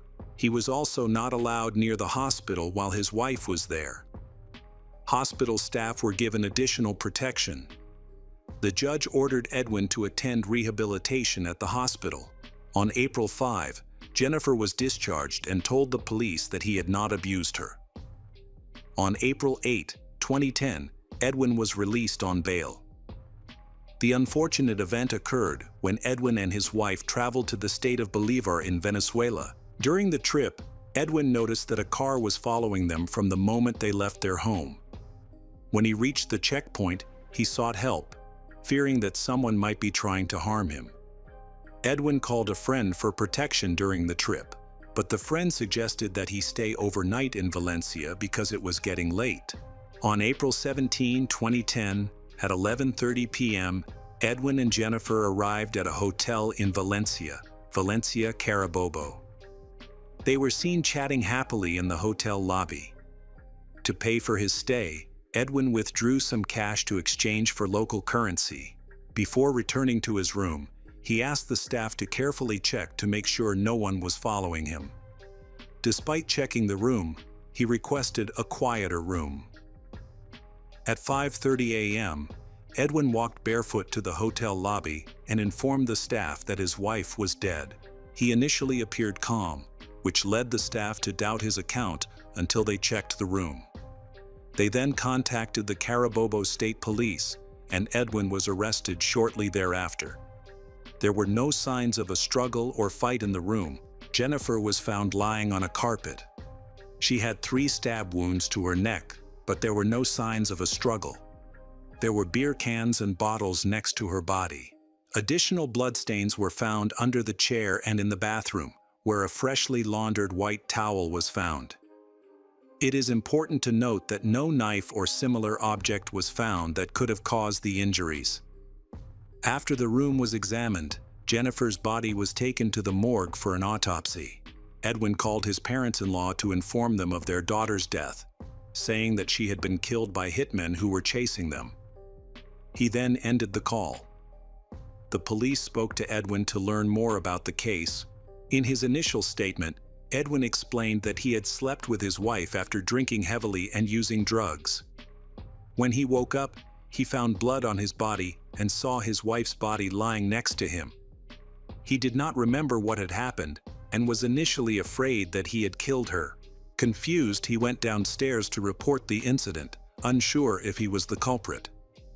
He also told the police that they had been followed since leaving Bolero Alto, Mérida, Venezuela, suggesting that someone might have entered their hotel room and killed her. However, there were many inconsistencies in his testimony. That evening, Edwin's manager went to the police station to see him. Edwin expressed concern for his children and asked the manager to retrieve a suitcase containing $92,000 that the police had confiscated. While things seemed calm earlier that night, at around 1:30 a.m., on April 19, 2010, an inmate in a nearby cell heard a noise coming from Edwin's cell. He reported this to the police, who responded quickly and found Edwin dead. There was a white object stuck in his mouth, which was a photo of his wife and children. His body was then taken to the morgue. By 4 a.m., Edwin's family had been notified, and they went to the morgue. His sister mustered up the courage to view his body. On the metal plate, she saw a bruise on the back of his head, but there was no mark on his neck. There were also bruises on various parts of his body. The news of the incident was reported in the media, but few believed it to be true. Even his family insisted that he would never end his life because he was afraid of death. There was no sign of strangulation, which raised many questions. When Edwin entered prison, he was wearing black sweatpants and a black t-shirt with red stripes, along with an orange striped cap. But the media reported that he was wearing jeans. The police later explained that Edwin was allowed to shower and change his clothes. Rumors began to spread that Edwin's death was staged. Some even claimed that the body in the coffin was a wax figure and that Edwin had actually been taken to Cuba. Additionally, a suitcase of Edwin's money disappeared without a trace, adding to the mystery. Overall, the circumstances surrounding Edwin's death remain puzzling, with many indications that it may have been staged. One unresolved issue is the absence of a murder weapon. There were no signs of a struggle or bruises on Jennifer's body, which raises further questions about the circumstances of the incident. Furthermore, it was observed that the wound was not deep enough to cause immediate death. Another oddity is that the hotel security camera footage was never reviewed to determine if anyone entered the couple's room that night. Both deaths remain unclear. Police found Edwin's clothes in the hotel room, but only Jennifer's clothes were found in the car. Edwin's mother testified that she had placed his suitcases in the trunk, including one containing $92,000 that her son was supposed to take to Cuba. Reports say Edwin packed only 2 suitcases, a pink suitcase containing money and a brown suitcase containing clothes. However, photos from the crime scene only showed the brown suitcase, while the pink suitcase was missing. Police stated that they did not know where it was. Just hours before leaving Mérida, Edwin bought a blue Toyota, traded in his Toyota Camry, and handed over a check for 60,000 bolivars, with the rest in dollars. It is claimed that the man who sold Edwin the car noticed that the suitcase was full of cash, which has led to speculation that he may have followed Edwin to Valencia. The complex case raises numerous questions. It is unclear who killed Edwin's wife and what the motive was. Edwin's family, concerned about the circumstances of his death, has sought further investigation. On May 13, 2010, at 9 a.m., Edwin's body was exhumed in the presence of Merida Police, the National Guard, court officials, and representatives from the prosecutor's office. A mobile laboratory arrived at the scene shortly thereafter. 3 hours after the exhumation, specimens were collected and sent to the forensic department for analysis, which was expected to take 15 days. However, the results were not received until 2014, revealing that Edwin had been given a substance that caused his lungs to explode. Meanwhile, Jennifer's cause of death remains unresolved. Hello friends, welcome to our channel. Today, we're going to take a look at another horrible case with you. The case of Pamela Mastropietro. Pamela Mastropietro was born on August 23, 1999 in Rome, Italy. From a young age, she struggled with anxiety and gullibility. She had trouble interacting with her peers, and family issues only made things more challenging for her. However, in these difficult circumstances, she gradually began to find her strength again. As she grew older, Pamela exhibited some unusual behaviors. She faced emotional instability and had difficulties in school, even though she was intelligent. Over time, her self-esteem was severely affected, causing many difficulties in her life. Eventually, she was diagnosed with borderline personality disorder. She hung out with a bad group of friends who introduced her to alcohol. Pamela quickly became addicted to alcohol because under the influence of this drink, she felt freer and lighter, temporarily forgetting her problems. Pamela's parents are very worried and want to help their daughter. But they cannot focus entirely on her because they have to work a lot. As a result, Pamela began to face more serious issues. Although she initially managed to address some of her problems, things took a turn for the worse when she met a 20-year-old man from Romania. This relationship raised red flags from the start. Unlike her previous friends, this new relationship led Pamela to engage in regular substance use. She ignored her family's advice, and their worries soon became a reality. Pamela used substances only when she was with her boyfriend, but after a few months, he vanished, leaving her to deal with her problems alone. The situation worsened and led to a critical condition. Fortunately, her parents acted promptly. On October 18, 2017, 18 years old, Pamela was admitted to a rehabilitation center in Macerata for 3 months. Her parents, Alessandra Verni and Stefano Mastropietro, were shocked when they learned about their daughter's problem. They tried to help her in every way and hoped that after her stay at the center, she would return to a normal life. They believed that the center would closely monitor patients and restrict access to drugs. However, they were mistaken. In fact, she was only partially restricted and could leave the center at any time, despite the curfew. According to Pamela, she felt more comfortable there because there were other people going through similar situations. This made it easier for her to find understanding and support. On January 31, 2018, photos of Pamela surfaced in the media, just hours after her disappearance. At that time, she was in the final stage of a rehabilitation program and had developed friendships with the staff and other young residents at the facility. These friends were among the first individuals the police contacted after her parents reported her missing. They said Pamela's situation was worrying, suggesting she was struggling with addiction and her condition had deteriorated.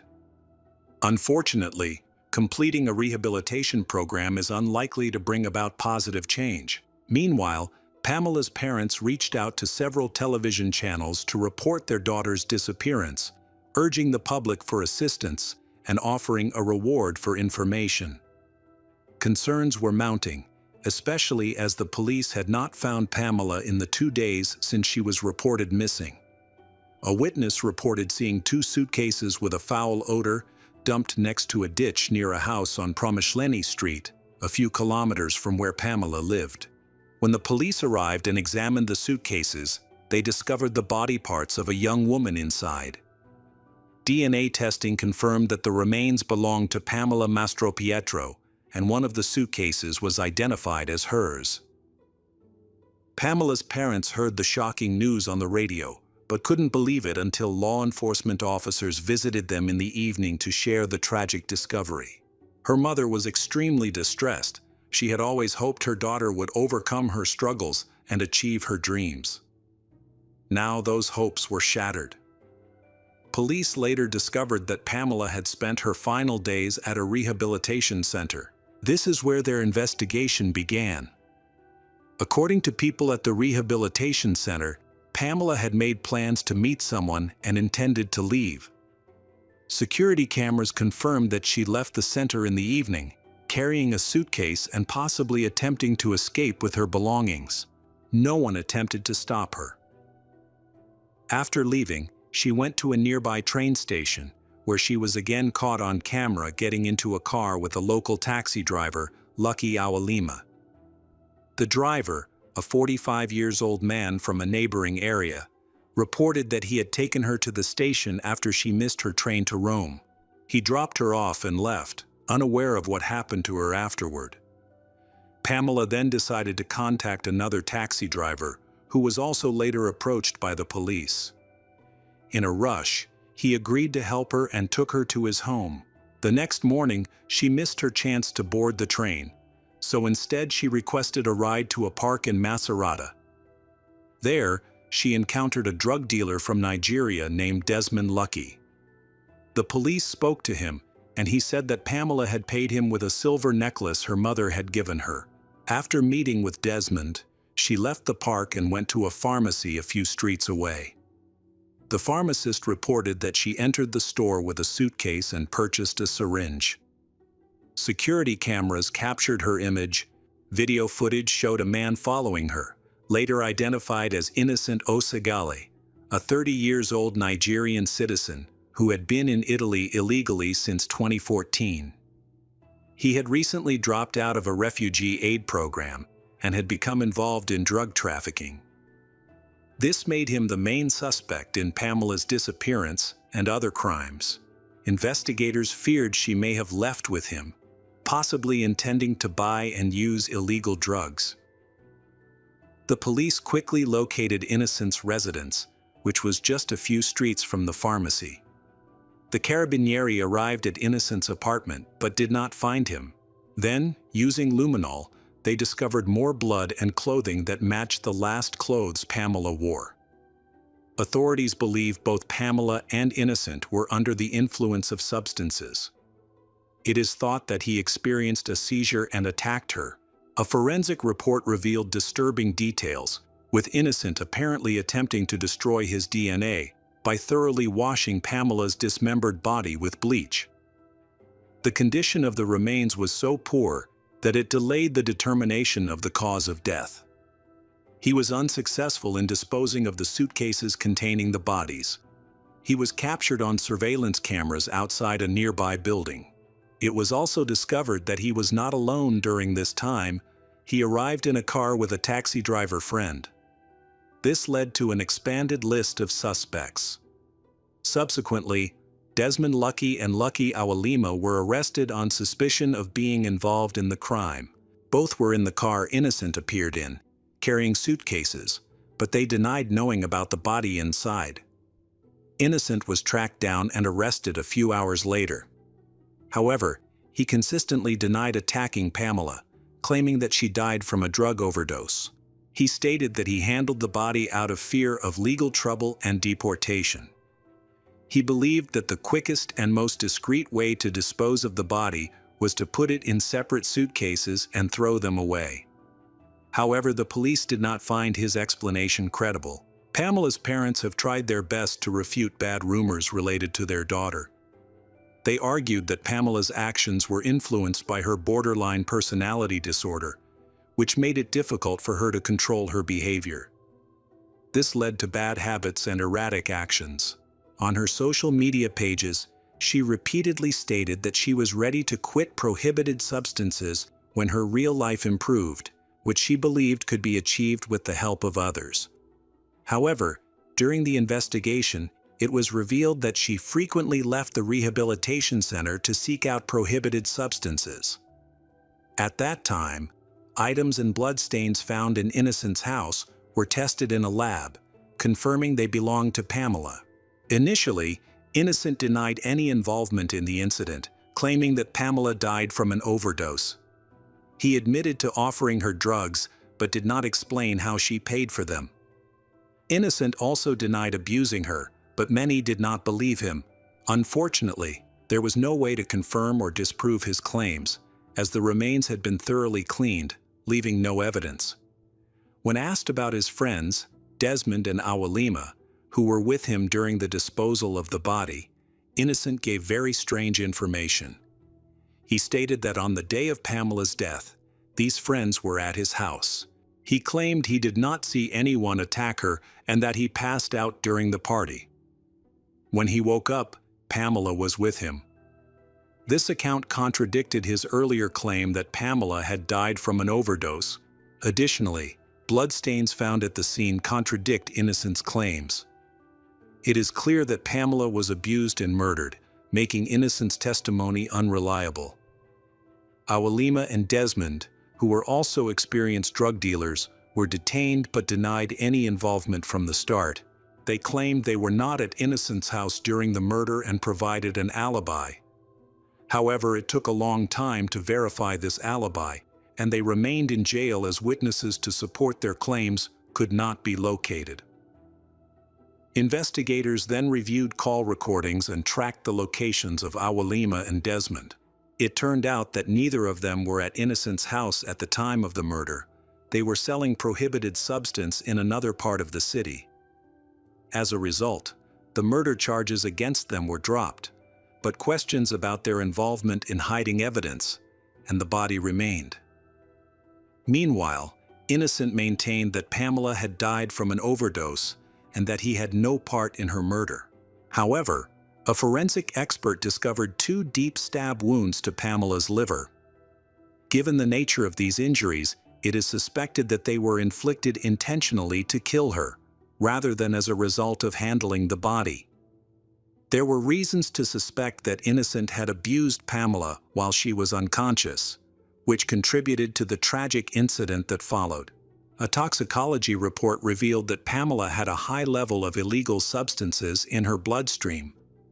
A forensic expert noted that this level should have rendered her unconscious at the time of her death, but it was unclear if the amount could have caused her death. However, detectives suspect he took advantage of Pamela, drugging her until she passed out and taking advantage of her while she was dealing with addiction and mental health issues.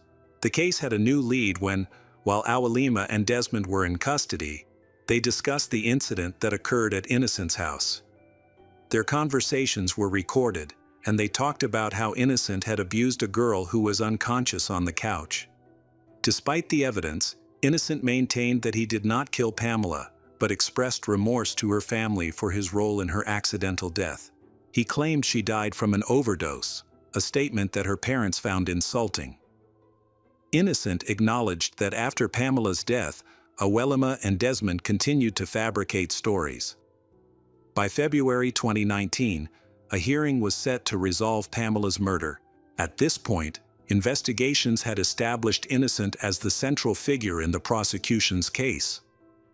While in prison, Innocent revealed details of what had happened to Pamela to fellow inmates. According to one inmate, Innocent met Pamela in a park in Macerata, a known area for illegal activities. He quickly realized she was too trusting and carefree, which led him to exploit her naivety. Innocent quickly convinced Pamela to accompany him to his home, where he intended to use a prohibited substance. On their way, they stopped at a pharmacy so Pamela could purchase a disposable syringe.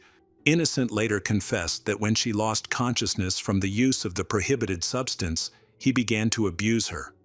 However, One injection was not enough to knock her out, and she eventually woke up and tried to fight back. When Pamela threatened to report him to the police, Innocent became frightened, realizing he could face serious legal consequences. In a panic, he and his accomplice attacked her liver, causing her to lose a lot of blood and become unconscious again. Finally, he took steps to handle her body. A forensic expert later confirmed that Pamela had been severely injured and had died.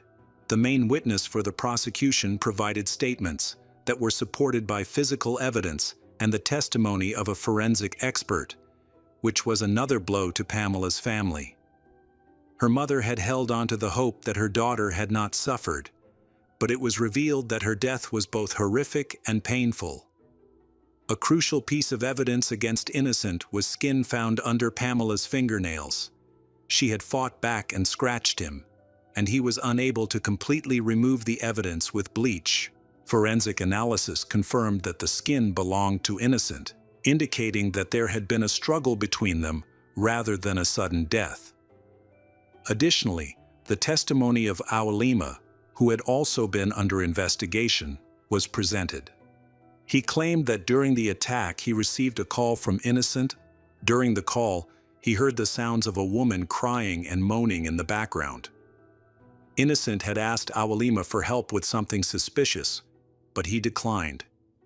When he asked about the woman's screams, Innocent insisted he shouldn't worry about it and then hung up. In April 2019, evidence and forensic examination results were presented in court, revealing the extent of the cruelty involved in the case. Innocent was identified as the person responsible for Pamela's death.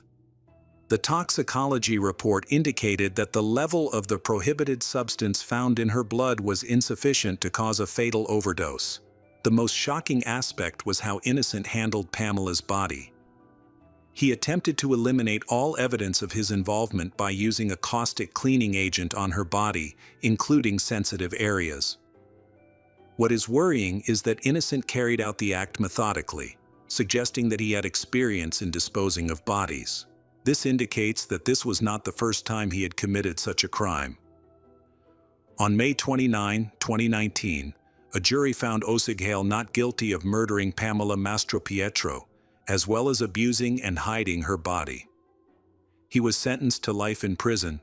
The defense lawyers were dissatisfied with the verdict and filed an appeal, but on October 16, 2020, the life sentence was upheld. The situation regarding Innocent's accomplices, Desmond and Awalima, was complicated. They were involved in the case and likely knew about the two suitcases with a foul odor that Innocent had suddenly discarded in a ditch. It was clear that they were trying to hide something. Many people believed that they were at least partially responsible for concealing the body, but there was no direct evidence linking them to the crime.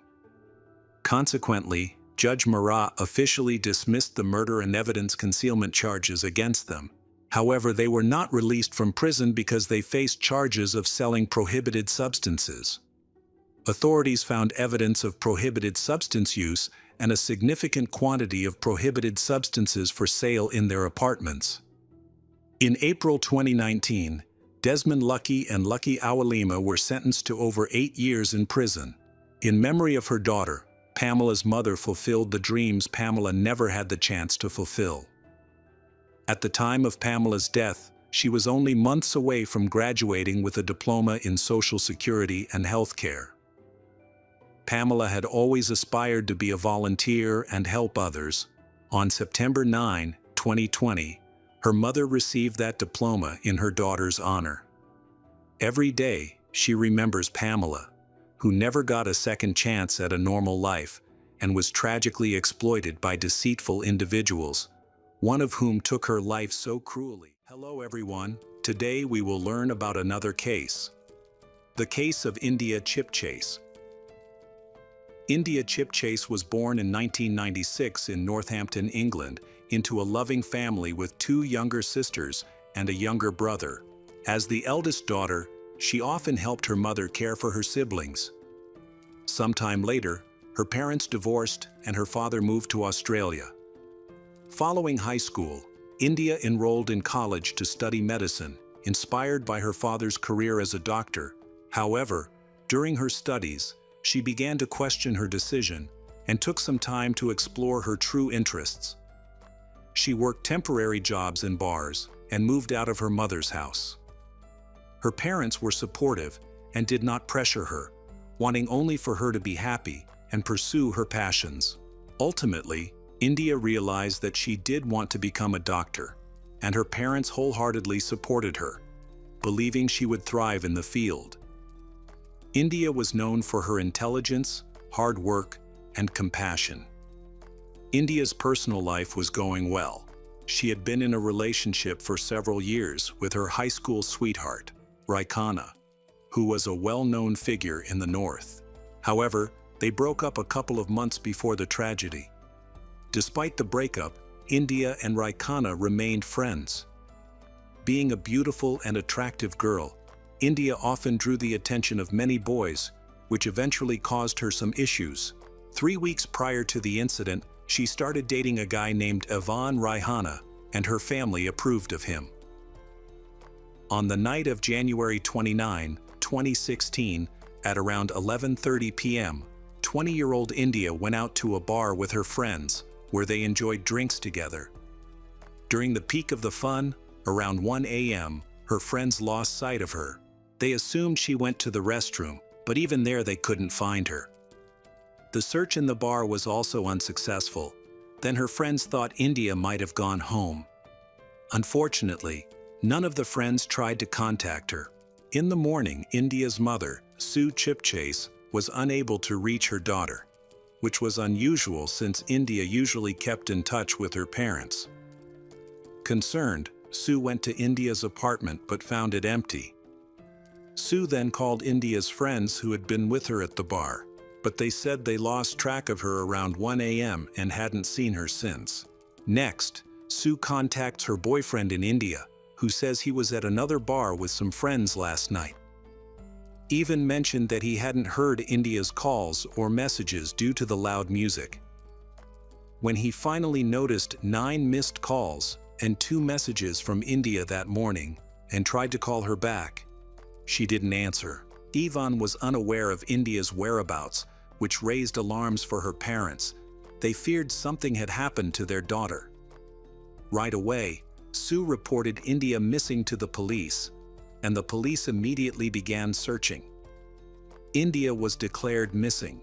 Over time, India's mother and sisters began posting information about her disappearance on social media in hopes that someone would respond. Detectives began their investigation at the bar, interviewing the staff and requesting surveillance footage. The staff members confirmed that they remembered India being there that night and noted that she was very intoxicated.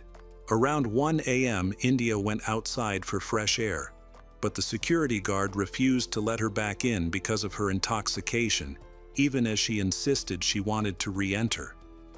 She mentioned that she wanted to go home, and the bartender assisted her by accompanying her to a taxi. However, when the taxi driver asked for payment up front after noticing her condition, India got upset and jumped out of the car. With no further options, the bartender returned to work. India then sat outside the bar, feeling very distressed and unsure of what to do. She tried texting and calling her boyfriend, but he didn't answer. The staff noted that they frequently dealt with similar situations and couldn't help every patron get home, which led them to refrain from intervening in India's situation. After a while, the security guard noticed a man approaching India. They seemed to be communicating well, and it appeared they were friends who had known each other for a long time. The man assured the security guard that he would take India home safely. India then accompanied him to a taxi, and they got into the car around 1:15 a.m. and drove away. After that, no one from the bar staff saw her again. Police reviewed the surveillance footage and confirmed that the staff accurately described the events. Detectives showed a photo of the man to India's family and friends, but they did not recognize him and were certain that India did not know him, which raised concerns. Investigators identified the license plate number of the taxi that India had taken with the stranger and contacted the driver. The taxi driver reported that when India and the man entered the car, the man asked to go to McDonald's, but later requested to change the destination to a different address near a gas station. When they arrived at that location, the man got out and asked the driver to wait for him for 5 minutes, to which the driver agreed. While the man went somewhere, India attempted to call her boyfriend, but he did not answer because his phone had died. India sent several messages to her friends, but they did not respond either. The man returned after approximately 5 minutes. He got back into the car and instructed the driver to take them to Stanley Road. During the ride, India occasionally fell asleep. The driver arrived at the destination around 1:40 a.m.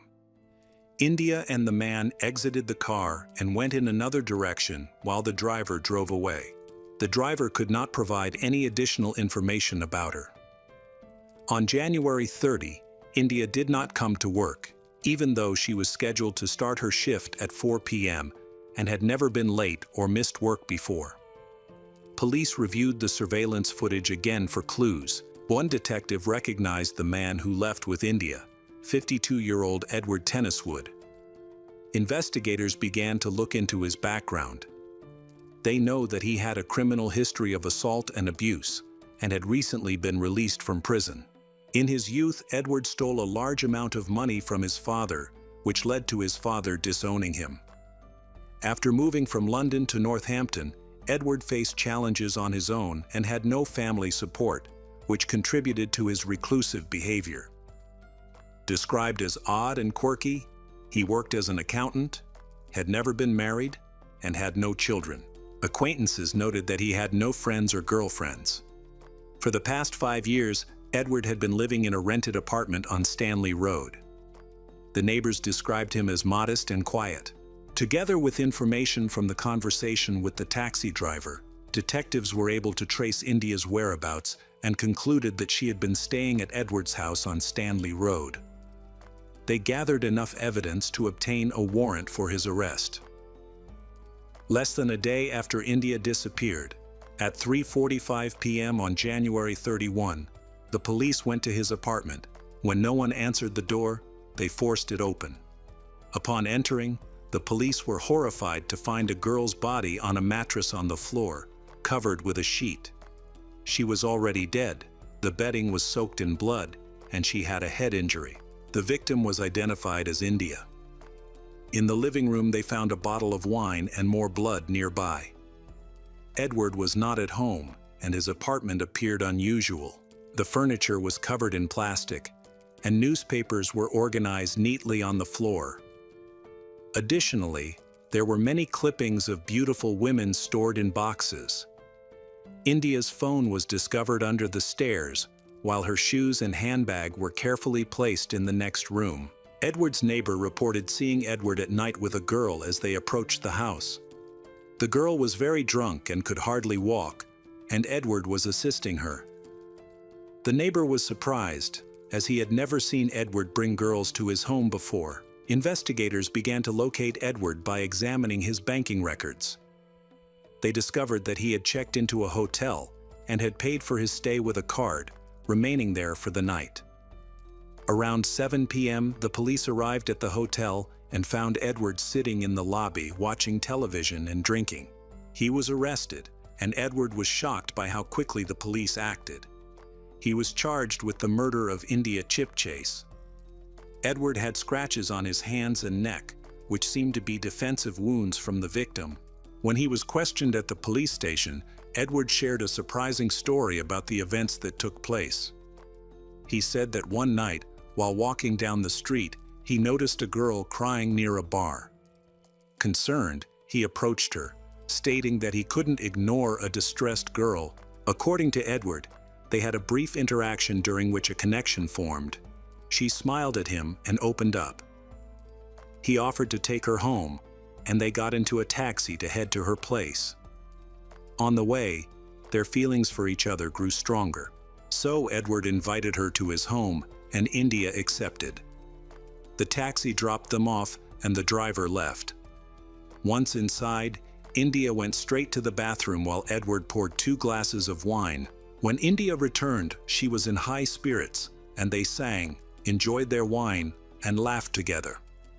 At one point, she stumbled and fell, hitting her head and sustaining a minor injury that bled but wasn't serious. They laughed it off, and their conversation was enjoyable. Later, they consensually engaged in intimate activity. India asked him to choke her, and he agreed. Wanting to satisfy her, he choked her more forcefully, which she liked. However, he lost track of time and kept his hands around her neck for too long, about 10 seconds, by his reckoning. As a result, India's body began to convulse, and she lost consciousness. Edward was drunk and didn't realize that she had died. He fell asleep next to her body and remained unaware of her death throughout the night. In the morning, when he woke up, he noticed that she wasn't breathing. He thought she might have had a stroke or a diabetic seizure. Edward attempted to wake her, but nothing worked. Instead of checking her pulse, he poured himself a glass of wine. He acknowledged that something was wrong but didn't want to face it. After finishing his wine, he decided to change her clothes to make India look presentable. Then, he went for a walk to clear his mind and get something to eat. Edward believed that by the time he returned, she would wake up and everything would be fine. He had barbecue and continued drinking, but his anxiety only increased. Eventually, he checked into a hotel to find some peace. At the hotel, he drank and tried to maintain a positive outlook, convincing himself that he was one of the best optimists in the world. To explain why his furniture was wrapped in plastic, Edward mentioned his struggles with obsessive-compulsive disorder. He was very particular about avoiding dirt and dust. He wore latex gloves to minimize the need to wash his hands frequently. Edward cut out pictures of beautiful women from magazines, most notably a famous model named Heather Stewart White, whom he was obsessed with. He claimed to have dated Heather in the late 80s and early 90s until she moved to New York.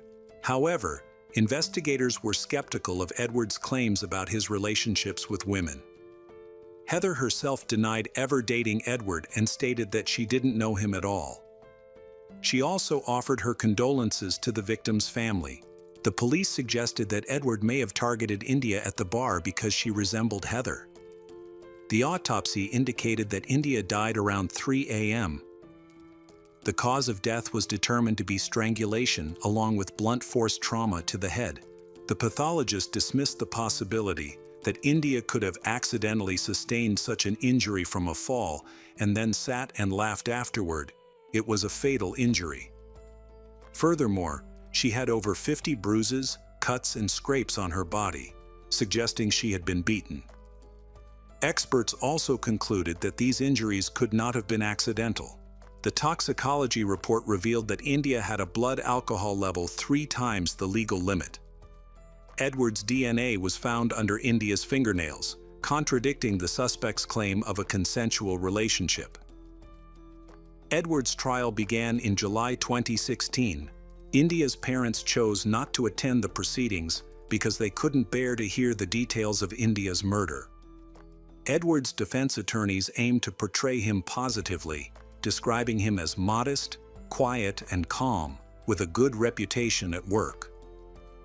Edward and his lawyers claimed that India's death was accidental, asserting that their interactions were consensual and that he was not guilty. However, the prosecution disputed these claims, arguing that the injuries sustained by India indicated violence. They stated that while at his house, India refused to engage in intimate relations with Edward, which caused him to lose control. He then attacked her, strangled her until she lost consciousness, and began to abuse her. At some point, India regained consciousness and found him on top of her. She attempted to push him away and fought back, but he struck her on the head, likely with a bottle, resulting in her death. During the trial, 2 witnesses testified against Edward, revealing troubling information about him. One witness, a neighbor, shared that he had previously drunk with Edward at a bar. The neighbor recounted that Edward claimed he had been trained to kill with his bare hands while in the army, and that he struggled with post-traumatic stress disorder. The neighbor described an incident where Edward, after drinking, became aggressive. Edward lost control and attacked the neighbor, who had to hold him back as he started to choke him. The neighbor feared for his life during the encounter and decided to distance himself from Edward afterward. The second witness was a woman who had been attacked by Edward when she was a teenager. He grabbed her, began to strangle her, and attempted to kiss her. Fortunately, she managed to push him away and escape.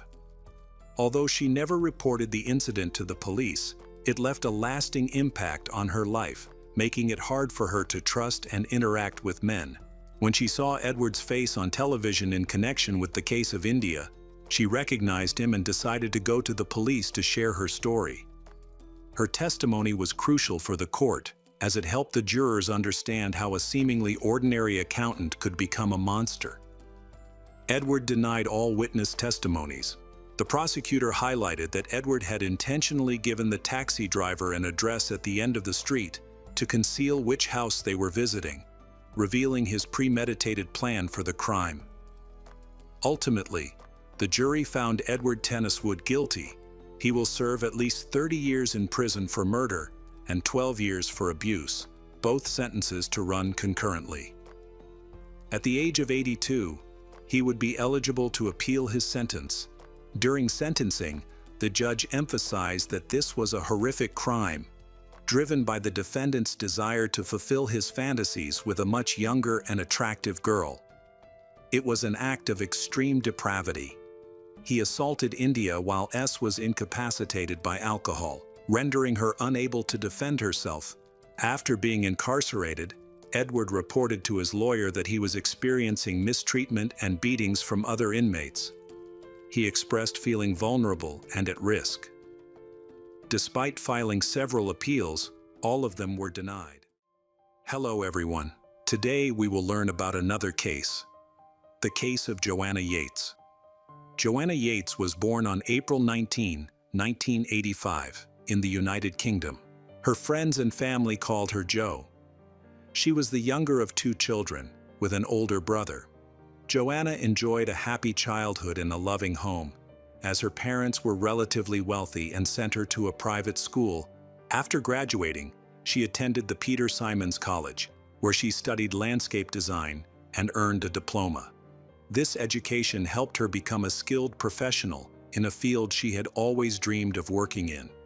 By the end of 2010, at 25 years old, Joanna was thriving in her career. During this period, she was in a relationship with Greg Reardon, who was 27. Greg and Joanna had met in December 2008. Both Joanna and Greg were dedicated young professionals who prioritized achieving financial stability before considering marriage and children. In October 2010, Joanna received a job offer that marked a turning point in her life. With her solid professional qualifications, she was hired as a landscape designer at a promising company in Bristol. Everything seemed to align perfectly, allowing her to begin building her future. They started renting a ground-floor apartment in a private house in the city that same month. They quickly focused on their work. Joanna was known for her positivity, cheerfulness, and energy. With Christmas approaching, they excitedly prepared to celebrate in their new home. They decorated their apartment and bought gifts for their families, looking forward to the holiday. However, no one could have anticipated that this year's celebration would be marred by unexpected events. On the evening of December 17, 2010, Joanna was enjoying a drink with friends. Around 8 p.m., she left the pub to go home. She walked through the city center and stopped at a supermarket but didn't find anything she liked. So she went to another store, where she bought 2 bottles of cider. After that, she entered Tesco Express and purchased a pizza. With her essentials in hand, Joanna headed to her apartment, arriving at 8:50 p.m. Once home, she turned on the oven to reheat the pizza while texting several colleagues about her evening plans. According to her colleagues, Joanna planned to spend the rest of the day alone since Greg was away for the entire weekend visiting relatives in another city.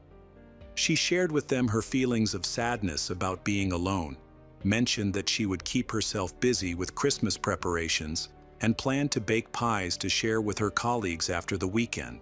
Greg returned home on Sunday afternoon, December 19, expecting to see Joanna, but she was not there. He found her handbag, keys, and other belongings that she usually kept at home. He also discovered her winter coat. When he called her, he only found her phone lying in the living room, which worried him the most because Joanna had left without her mobile phone. According to all information, Joanna should have been at home and not at work. Even if she had gone shopping or visiting someone, it was strange that she left without her coat, phone, and keys. Something didn't add up. He noticed that the cat hadn't been fed for a long time. It was clearly very hungry and practically lunged at the food. Greg suddenly realized that something must have happened to his girlfriend during the 2 days he had spent in another city. While he was away, Greg had repeatedly called and texted Joanna, but she ignored him. At first, he thought it might be due to network problem, but now he knows things are not that simple. He remembered that 2 days ago, Joanna was supposed to go to the pub with her colleagues. And since then, he hadn't heard from her. He reached out to her parents, friends, and colleagues, but no one knew where she was. That night, feeling frustrated and worried, Greg decided to go to the police station to report his girlfriend missing. Given the time that had passed, the police took the situation very seriously and quickly considered the possibility of abduction. They searched Joanna and Greg's apartment, but found no signs of violence or forced entry. It seemed that Joanna knew her abductor and had let him in willingly. It was likely that she had been attacked in the apartment. During the investigation, they found a receipt showing that Joanna had purchased pizza and 2 bottles of cider on the evening of December 17. One of the cider bottles was open, suggesting she had taken a few sips before something occurred. However, neither the pizza box nor the food itself was found. If Joanna had been attacked immediately with the intent to abduct her, or something worse, it was improbable that she would have had time to eat an entire pizza and throw away the box. Joanna had clearly gone missing, and it was concerning that she hadn't opened her advent calendar on December 17 and 18, even though she had been doing so every evening prior. On December 21, her boyfriend and family appeared on television, pleading for anyone with information about Joanna to come forward. Following this, news of her disappearance spread rapidly across the country. During this time, authorities focused on Joanna's close circle, particularly her boyfriend Greg, who had been away and could have used that as an alibi. However, he quickly proved he was with relatives in another city, clearing him as a suspect. Additionally, all signs indicated that their relationship was healthy, with no apparent motive for anyone to harm her. The police interviewed the tenants living on the first floor, which had 2 rented apartments, while the landlord lived on the second floor. They also questioned the landlord, who insisted he had not heard anything that evening and had not seen Joanna. The tenants on the first floor were a couple, Vincent Tabak, an engineer, and his girlfriend Tanya, an analyst. They were a respectable couple planning to marry soon. They mentioned that they did not know their neighbors well since they had only recently moved in and had not met them yet. On the night in question, Tanya was attending a corporate party, and Vincent picked her up at 2 a.m. He did not notice anything unusual that night. They had hosted a loud party on December 1 with music and heavy conversation. During the evening, they heard some loud female screams, but all the young partygoers were drunk and did not pay much attention. As the sounds quickly faded, it was unclear where they originated. However, they now thought those screams might be connected to their missing neighbor. At first, everyone was hopeful that Joanna would come home safely. However, as the days went by, their confidence began to fade. On December 25, 2010, a young couple was walking their dogs about 5 kilometers from Joanna's apartment in a remote area on the city's outskirts. They noticed something unusual sticking out from the snow by the roadside and thought it looked like clothing. Curious, they decided to investigate further. and uncovered the body of a girl. They immediately contacted the police, and it was quickly confirmed that the deceased was 25-year-old Joanna, who had been missing since that weekend. Heavy snowfall had covered her body, which is why it had remained undiscovered for a week. Forensic experts who examined the scene quickly observed that the body was not only covered in snow, but also intentionally concealed under leaves and branches. This suggested that Joanna was not just a random victim of an accident. It appeared she had been deliberately hidden there. She was found wearing the same clothes she had on Friday evening, except for her coat, which was left in her apartment. Her t-shirt was raised, exposing her right breast, which could be related to the motive behind the attack. Although she was wearing warm socks, one sock was missing and could not be located. The police speculated that the absence of the sock might indicate that the killer took it as a trophy, a behavior sometimes seen in maniacs and serial offenders. A forensic examination revealed that the cause of death was asphyxiation. In addition to neck injuries, 43 other wounds were found on her body, including abrasions, deep scratches, and bruises from blunt force trauma. This evidence indicated that the victim had fought desperately for her life. Because she was discovered in the snow during cold weather, her body had not decomposed and remained in good condition.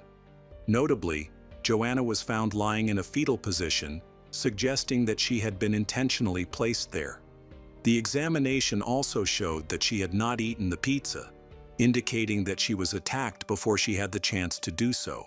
Interestingly, just a meter away from her body, blood was found on a concrete barrier, which was identified as belonging to Joanna. It appears that the killer initially intended to move her body over the barrier, but was unable to do so for some reason. This suggests that Joanna was killed in one location and that an attempt was made to hide her elsewhere. It also seemed that the perpetrator or perpetrators were startled and had to flee quickly. During the examination of Joanna's clothing, traces of semen from a man, likely the attacker, were discovered on her jeans, particularly near the zipper, indicating an abuse assault. As it became evident that the crime was particularly brutal, a large-scale operation was launched to locate the suspect. This investigation was set to be one of the largest ever undertaken by the police in this part of the UK, involving around 60 officers. They reached out to the public for assistance, initially offering a reward of £10,000 for information leading to the capture of the suspect, which was later raised to £60,000. Joanna's friends created a website and used social media to support the investigation. Meanwhile, detectives focused on examining Joanna's immediate social circle, looking for any potential enemies. Described as non-confrontational and mild-mannered, she had no known conflicts with anyone. The investigators gathered video footage from surveillance cameras located on the Clifton Suspension Bridge, which Joanna crossed on her way home from the pub, where she was last seen alive. Upon reviewing the footage, they found it to be of poor quality, yielding no suspicious activity. The detectives also considered the possibility that the suspect might have taken a different route over another bridge across the River Avon, situated a kilometer from Joanna's home, which could have avoided detection by the cameras. However, this theory remained unconfirmed. A man named Christopher Jeffries was the landlord of the apartment rented by Joanna. He had previously been a teacher but retired and now made his living from rental properties. People described him as quiet, very intelligent, and somewhat eccentric. Before these events, no one suspected he could be involved in anything serious. His unusual behavior was never perceived as a threat. The police spoke to Christopher again about the night of December 17. He stated that he went to the gym to work out that evening and returned to his apartment around 9 p.m., not leaving again afterward. This timing matched when Joanna was believed to have come home. Christopher insisted that he did not see or hear anything suspicious that night and did not hear any of the female screams reported by party attendees. His alibi was weak because he lived alone, with no one to support his claim. However, concerns grew due to the inconsistencies in his story when he spoke with detectives again. He suddenly mentioned seeing a few unfamiliar young men near Joanna's home just before her return, describing them as suspicious. He could not see them clearly, and this addition to his story was met with great skepticism. Joanna's landlord became the primary suspect. Distrust intensified when Greg informed the police that Mr. Christopher had helped him jump-start his car on the morning of December 17, just before he left town. Greg clearly recalled saying he was leaving for the weekend and was worried about his girlfriend being alone. Naturally, a perpetrator might have seen this as a convenient opportunity to attack. The police had not yet confirmed their suspicions, but somehow journalists discovered that Christopher Jeffries was the main suspect. Reporters began to chase him in the streets, forcing Christopher to stay home almost all the time to avoid them. The situation deteriorated further when various rumors about him started appearing in the newspapers.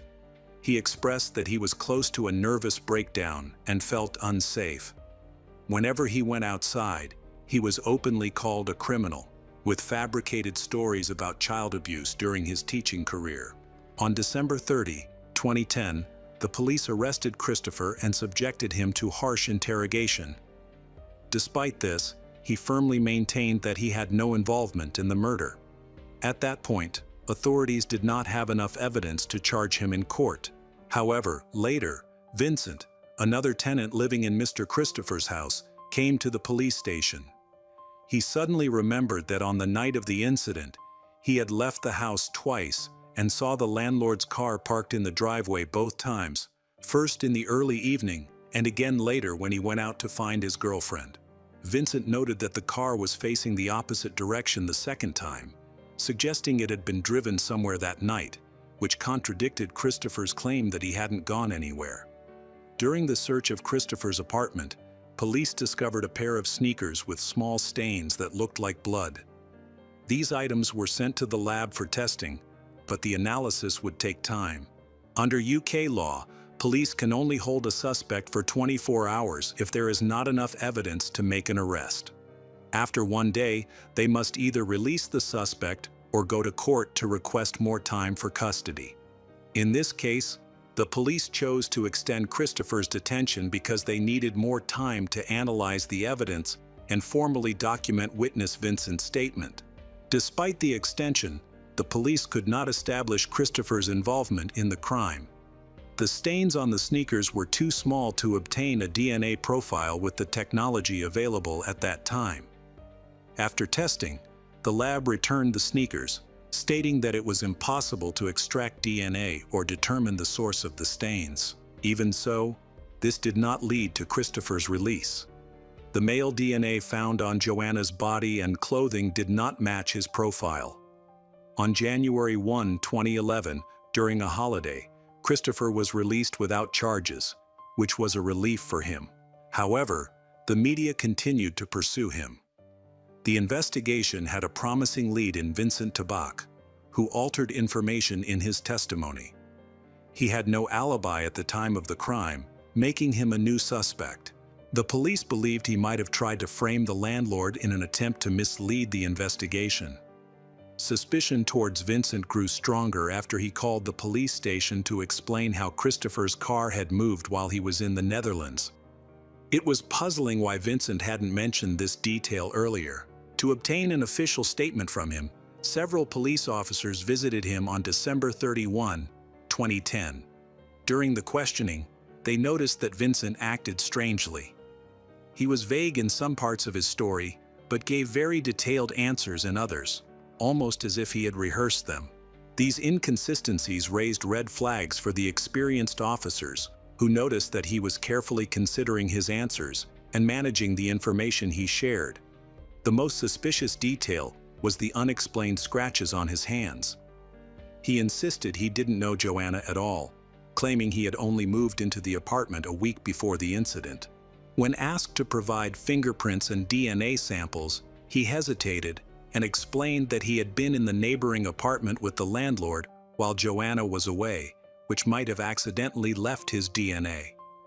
Vincent took a long time to agree to provide the samples for comparison.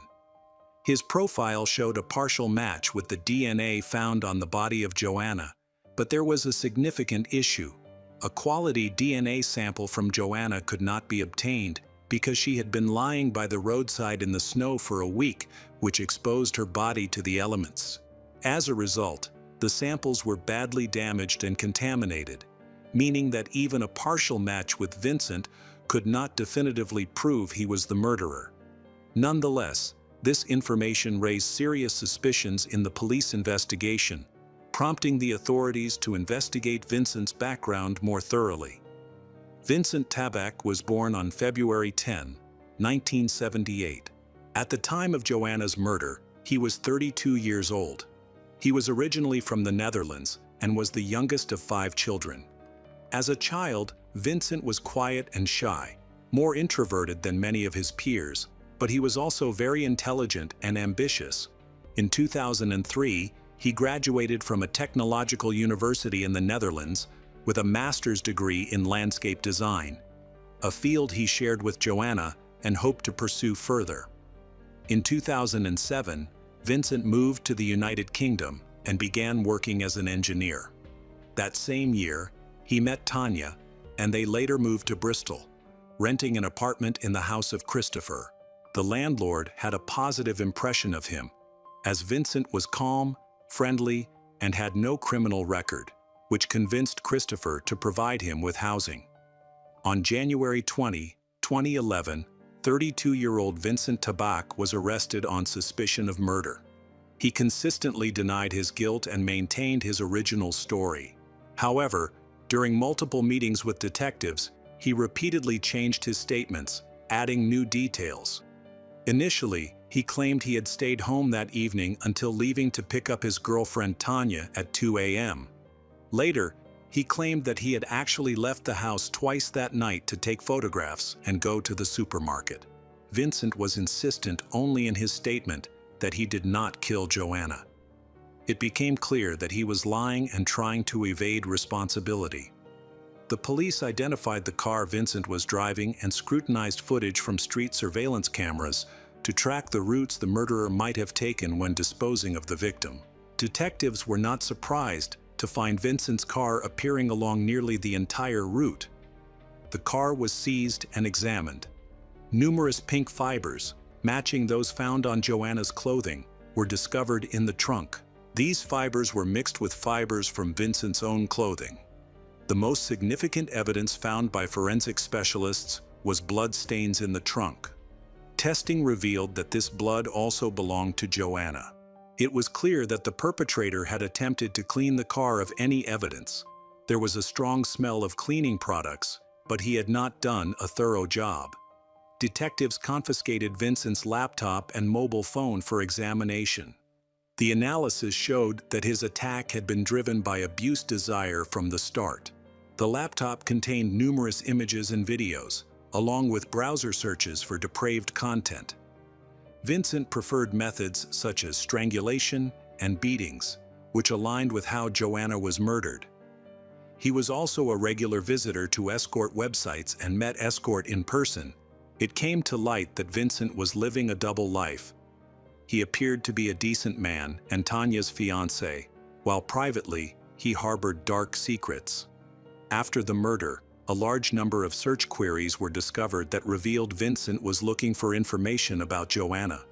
He was closely monitoring the investigation, and detectives observed a troubling detail. After checking the progress regarding Joanna's death, Vincent seemed to take pleasure in reliving his actions. This behavior indicated that he could be a potential serial killer, likely to kill again once the thrill of his past victim faded. The investigation uncovered incriminating evidence, including searches related to murder and the decomposition of human bodies. On January 22, 2011, Vincent Tabak was charged with first-degree murder.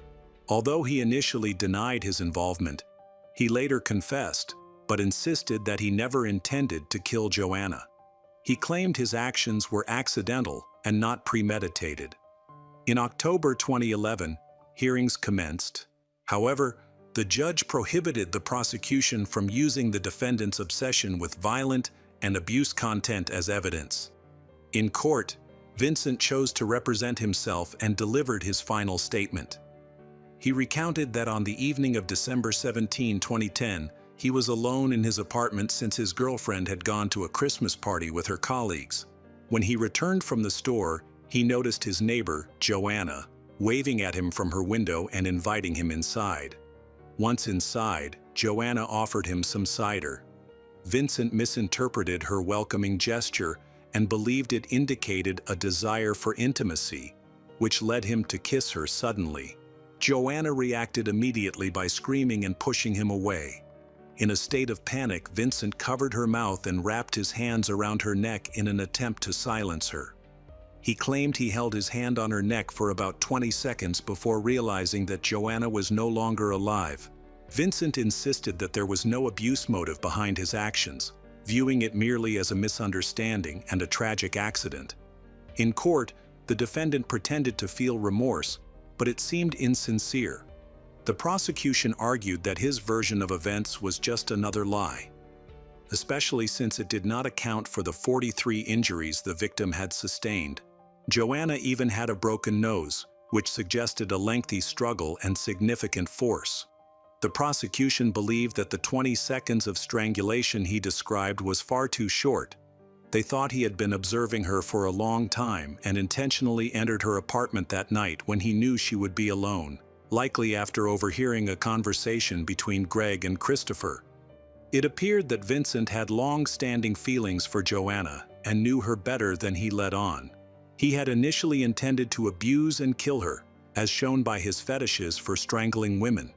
Being a strong young man, he easily overpowered Joanna, who was 30 centimeters shorter than him, and he used his full weight against her during the struggle. She sustained injuries to her head, neck, torso, and arms, indicating that the fight was drawn out, and her death was slow and painful. He continued to put himself in a compromising situation after the crime by taking the victim's pizza. This is the only reason why neither the pizza box nor its contents were found, even though the receipt was found in the apartment. It's possible that blood or his fingerprints were on the box, prompting him to throw it away along with the food. At 9:25 p.m., Vincent texted his girlfriend Tanya, claiming he was bored at home without her. This was an obvious attempt to create an alibi while he was far from bored at that moment. After sending the message, Vincent loaded the victim's body into his car trunk, stopped at a store to buy beer and chips, and then drove to a different location to dispose of the body. The prosecution reiterated to the jury that Vincent Tabak was a dangerous criminal who could not be trusted. On October 26, 2011, during the closing arguments, the jury began their deliberations, which lasted for 2 full days. On October 28, they returned with a verdict, finding Vincent Tabak guilty of first-degree murder. He was sentenced to life in prison, with a minimum term of 20 years. However, his legal troubles did not end there. In March 2015, he was charged with possessing child abuse, with 145 illegal images found on his laptop. He pleaded guilty once more and received an additional 10-month sentence. Following Vincent's conviction, Christopher Jeffries sought justice for the damages he had incurred. He filed defamation claims against several newspapers for harming his reputation. These publications, which had published 8 articles about the case, eventually apologized to Christopher. As a result, they were ordered to pay significant financial compensation for the reputational and moral damages caused. In 2014, ITV releasing a 2-part series titled The Lost Honor of Christopher Jeffries. This series focuses on the former teacher who was affected by the murder of a girl who had rented an apartment from him. Hi everyone, thanks for returning. Let's unravel another horrible case. The case of Raymond Wright. On January 11, 2018, in Sacramento, California, Dean Wright grew increasingly anxious as he waited for his brother. They had planned to meet earlier that day, but Dean was unable to reach Raymond. The brothers were close, talking every day and maintaining a strong relationship. But suddenly, Raymond disappeared without a trace. There were no calls, no texts, and no activity on social media. He stopped posting photos, stopped visiting his personal page, and stopped answering the phone. Raymond, a 55-year-old carpenter, owned his own workshop and was known for being skilled at managing his business. Occasionally, he would drop off the radar, but never for more than half a day, usually due to work-related matters. This time, however, Raymond had been missing for an entire day, leaving his close friends and family deeply concerned. His sister called Dean, asking if he knew where Raymond was. Raymond's 2 daughters were also worried. They had noticed their father's unusually long absence and contacted Dean to share their concerns. The girls said they had tried calling their father all day, but their calls kept going to voicemail. Dean, growing increasingly worried, repeatedly called Raymond's number but had no success. That evening, he decided to visit Raymond's home in a suburb of Sacramento. Raymond also rented a nearby woodworking shop, which was doing well. Unfortunately, Dean found no sign of his brother in either the house or the shop. There were no indications of forced entry or robbery. Dean, who was familiar with both the house and the shop, carefully inspected the premises but found nothing unusual or any clues about Raymond's whereabouts. To add to the mystery, Raymond's pickup truck was also missing. At this point, Dean began to panic. Raymond had disappeared without any notice or plans to leave, leaving his family at a loss as to where to look. The situation left everyone worried, including Raymond's ex-wife. She and Raymond got married in June 1994. For many years, they tried to build a happy family. However, after some time living together, their differences in life views began to cause problems. Raymond was busy setting up a business, which made him completely absorbed in work and often neglectful of his daily family life. In 2001, the couple divorced. The children stayed with their mother, but Raymond remained actively involved in raising them and often visited them. After the divorce, Raymond stayed single for many years, avoiding the idea of starting a new family due to his heavy workload. In 2009, he remarried, but this marriage did not last long and ended in divorce that same year. According to relatives and friends, Raymond became extremely depressed because he was unable to maintain a personal life, largely due to his work addiction. This eventually led him to turn to alcohol. He had struggled with drinking since his early 20s but had quit when he first got married, maintaining a sober lifestyle for many years. Both his first and second wives confirmed that he had abstained from alcohol throughout their marriages. His second divorce had a profound impact on him, causing his life to spiral out of control. Struggling to cope, Raymond turned to heavy drinking, which led to serious problems. Although he was never aggressive or short-tempered, alcohol made him stubborn and reckless. In November 2011, after drinking heavily, he decided to drive under the influence. He lost control of his vehicle and caused an accident.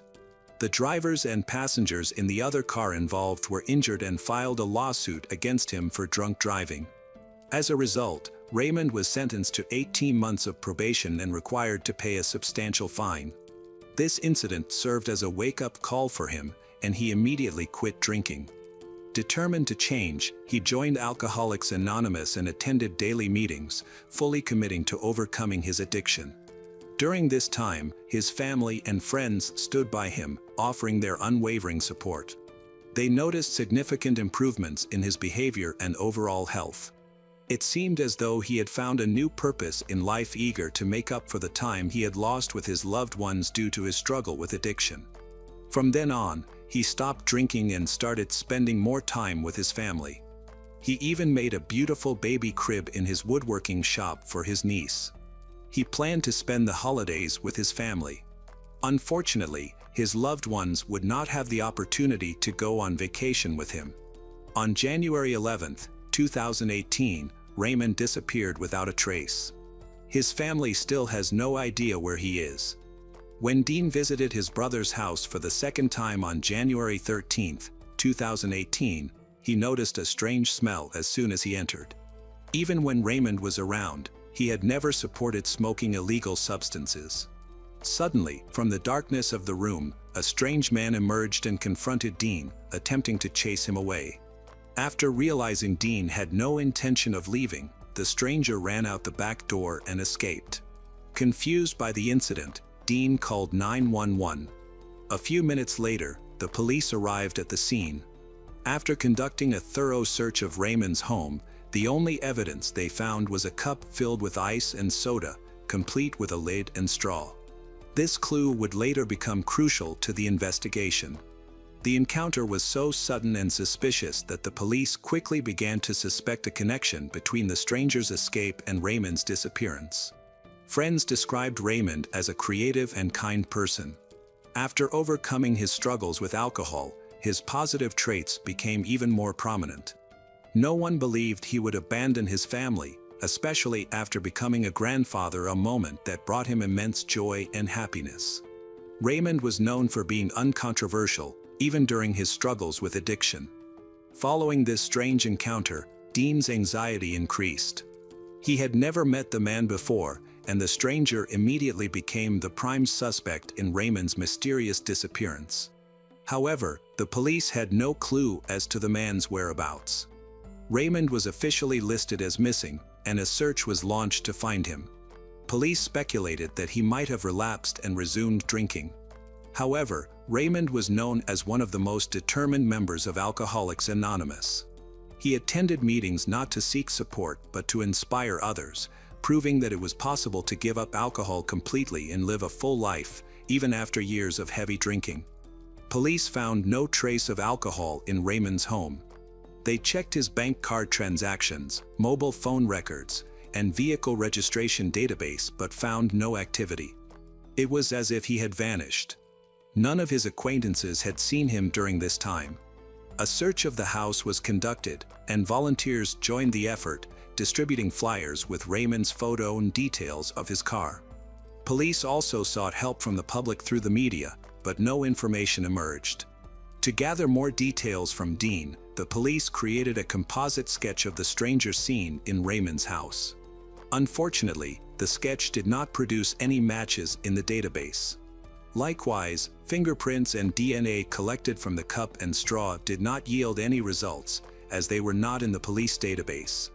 After a week of unsuccessful searching, police finally located a 2016 white Ford F-250 owned by Raymond.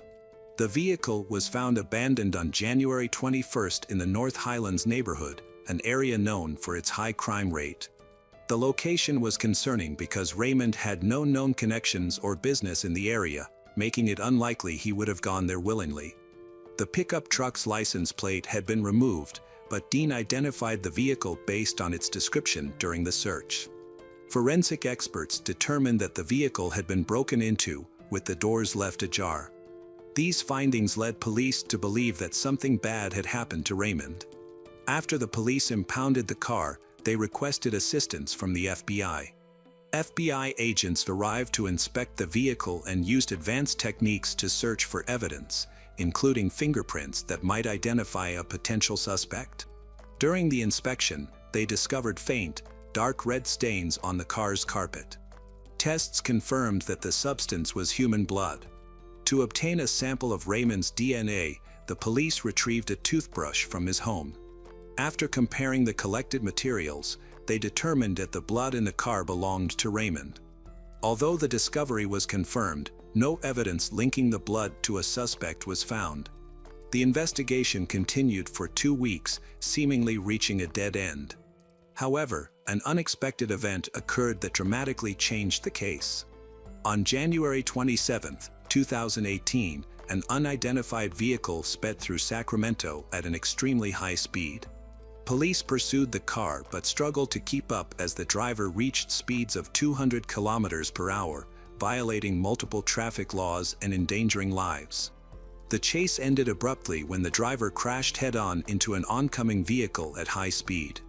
Fortunately, the other driver survived, though he was pinned by the metal inside his car. He suffered only a broken leg and minor injuries. At the time, the officers had no idea how dangerous the man they had arrested truly was. The California Highway Patrol apprehended the reckless driver, who was intoxicated at the time of the incident. The man was identified as Victor Merle Gray, an individual with a troubled legal history. He was already wanted for a misdemeanor, and now a DUI charge was added to his record. His actions had clearly endangered lives, making him a significant threat.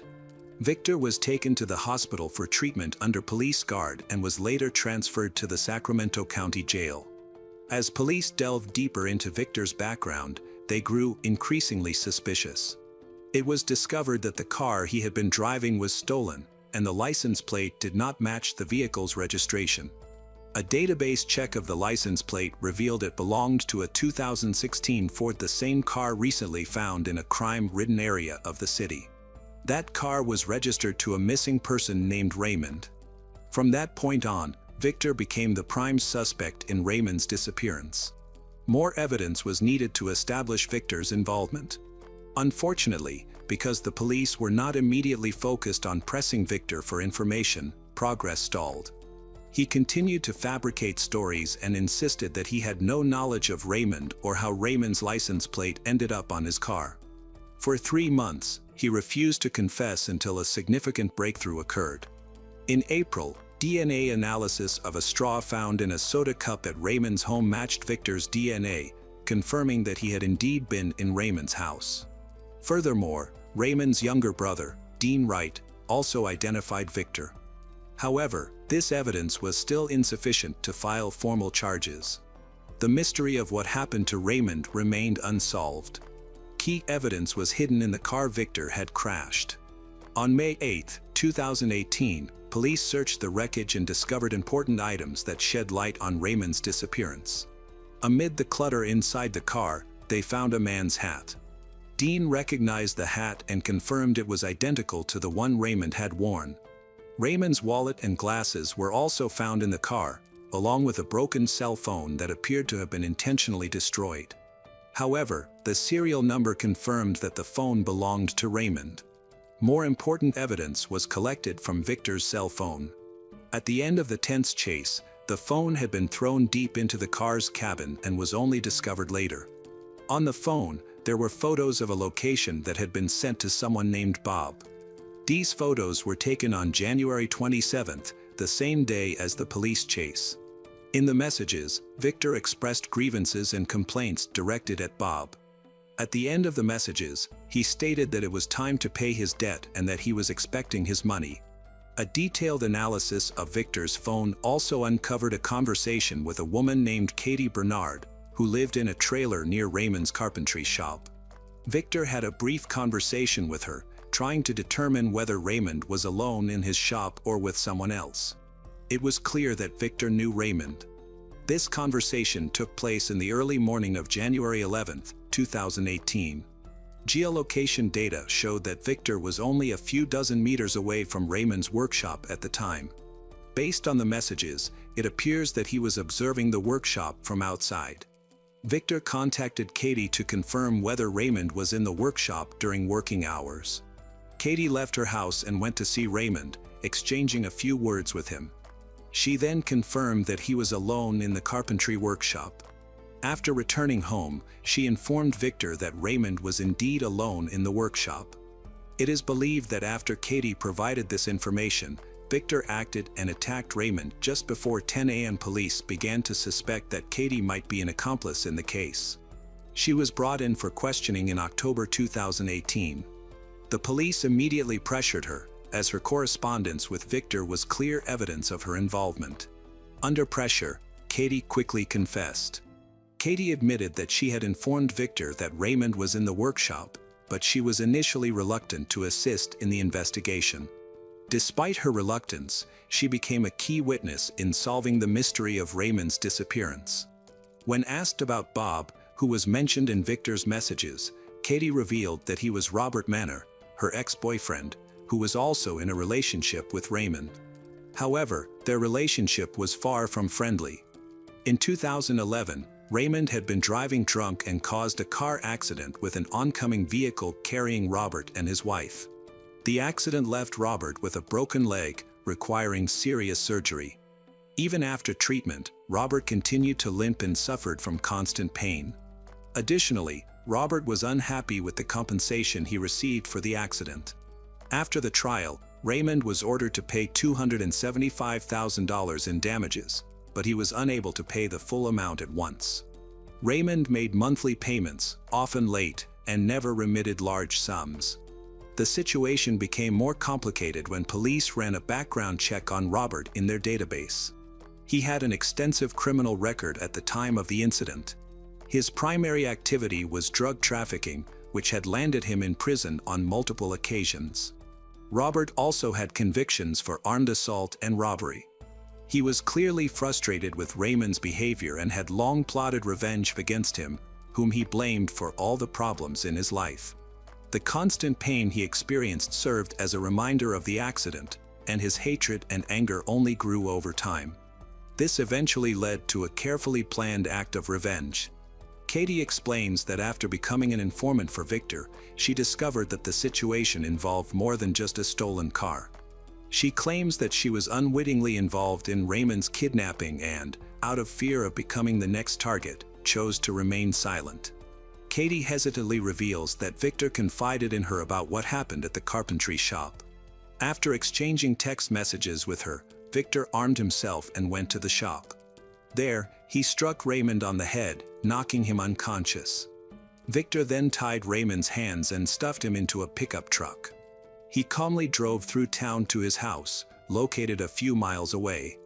When Katie asked if he had killed Raymond, Victor grabbed her by the neck and warned her never to reveal their conversation. He threatened her but never disclosed what happened to Raymond. During the investigation, it was discovered that Katie was Robert's girlfriend. She was terrified of him, which made it difficult for the police to get her to talk. She knew he was dangerous and feared retaliation. Eventually, she admitted that she knew what had happened. However, Robert avoided providing details, saying only that he had taken care of everything he needed to do a long time ago. The police's main challenge was locating Raymond. Despite their best efforts, he was never found. In March 2021, Victor and Robert were charged with kidnapping and murder. However, both Victor and Robert denied any involvement in Raymond's case. They knew that admitting guilt would result in a life sentence without parole. Their lawyers argued that, since Raymond's body was never found and the case was based on circumstantial evidence, Victor and Robert could not be convicted of murder. The absence of a body allowed Victor and Robert to avoid punishment. From the start, the prosecutor's office faced several challenges, one of which was the credibility of the witnesses. Most of them had histories of drug use or legal trouble, which made their testimony questionable. Victor later admitted to kidnapping Raymond and handing him over to Robert but denied committing the murder. He revealed that his actions were motivated by a lack of payment. Victor claimed that Robert owed him $10,000 in cash for the job, but the money was never paid. The day Victor was being chased by the police for reckless driving, he drove a car full of evidence to confront Robert for cheating on him. Had Victor been paid, the confrontation might never have happened, and the criminals might have evaded justice. The trial began in March 2023, more than 5 years after Raymond went missing. Despite years of investigation, Raymond's body was never found. This made the trial particularly challenging, as proving guilt without a body was difficult for the prosecution. Meanwhile, the defense attorneys employed several strategies to influence the case. However, the prosecution had a key advantage: Katie Bernard, who agreed to testify against Robert and Victor in exchange for immunity from prosecution. Katie was not charged but played a key role in the case by providing a significant amount of incriminating evidence against Victor and Robert. Victor's confession was also crucial, as it revealed Robert's direct involvement in Raymond's disappearance and possible murder. Defense attorneys highlighted the lack of physical evidence, particularly the absence of a body. The trial lasted 1 day, and the jury deliberated for 4 hours before delivering its verdict on March 17, 2023. Both Victor Merle Gray and Robert Manor were convicted of first-degree murder and kidnapping. They were sentenced to life in prison without the possibility of parole. While Victor refused to address the press, Robert immediately denounced the verdict as a miscarriage of justice. To this day, Robert maintains his innocence, accusing Victor and Katie of conspiring to frame him. However, prosecutors dismiss this claim as false, arguing that only Robert had a motive for revenge. Victor had never met Raymond and thus had no reason to harm him. Raymond Wright's body has never been found, leaving his grieving family unable to give him a proper burial. Despite the tragedy, Raymond's daughters have shown resilience. Though deeply affected by the loss of their father, they have worked hard to rebuild their lives. Hello everyone, today we will learn about another case. The case of Troy LaFerrara. In 1994, in the tiny town of North Pole, Alaska, USA, Miranda was born. She had an older sister named Ashley, and both girls were raised by their mother, Elizabeth, a single parent. From the very beginning, their lives were not easy. At the age of 2, Miranda was diagnosed with congenital hip dysplasia. Because of this, from an early age she began to wear a special corrector so that she could be mobile naturally. It was difficult for her. Miranda was often perceived as an outcast with her mother. Everything was going badly. Elizabeth had problems with work. During this tough time, her brother-in-law, Richard, became a source of support. He was a serviceman and seemed like a decent person. He frequently visited her home, and he sometimes even looked after the children. However, as it later turned out, his intentions were much darker. When Miranda and Ashley turned 5 and 6 years old, respectively, Richard abused the girls. He convinced them not to tell anyone about what had happened. Only a few years later, the eldest daughter found the strength to overcome her fear and speak about the abuse. It was then that Elizabeth reported the matter to the police. When officers came to search Richard's house, they found a diary detailing all the abuse he had inflicted on the girls. He was sentenced to 10 years in prison but was released after just 6 years for good behavior. This was his first criminal offense, which contributed to his early release. By the time Miranda and Ashley turned 9 and 10 years old, respectively, they were grappling with the psychological trauma inflicted by Richard. When Elizabeth and her children learned that he would be released, it was a tremendous shock. They decided to move to another city.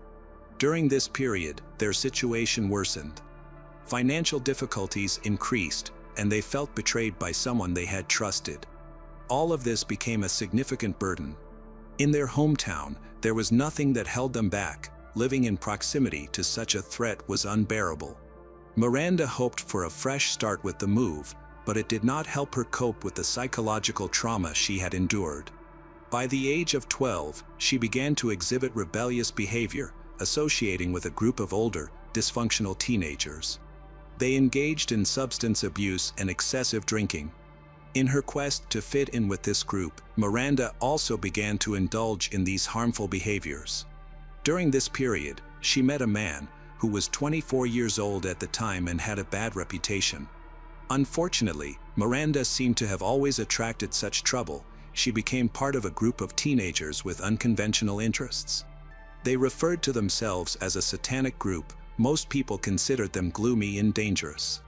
Although Miranda wasn't an official member, she clearly participated in activities because of him, who persuaded her to join in some rituals, after which her soul seemingly belonged to him. When Miranda finally told her mother about what had happened, Elizabeth tried to sever all her daughter's ties with this unhealthy group. Unfortunately, this did not help. She began to run away frequently, developed an addiction to hard substances, and her school performance deteriorated significantly, as did her relationships with classmates. She became very aggressive and often instigated fights. The situation continued to worsen, and Elizabeth struggled with similar addictions. Miranda's biological father intervened. As far as is known, this was the only significant impact he had on her life. At his insistence, Miranda was placed in a clinic where she received help to combat the consequences of her experiences. She was prescribed medications and diagnosed with mental disorders. Unfortunately, this was of little help. According to people who were well acquainted with the dysfunctional family, by the age of 16, Miranda decided to drop out of school. At the same time, she immersed herself in wild parties with her troubled peers. She began a series of relationships with older men, one of whom got her pregnant. Although Miranda decided to keep the child, she didn't even know who the biological father was. After that, Elizabeth asked her to terminate the pregnancy.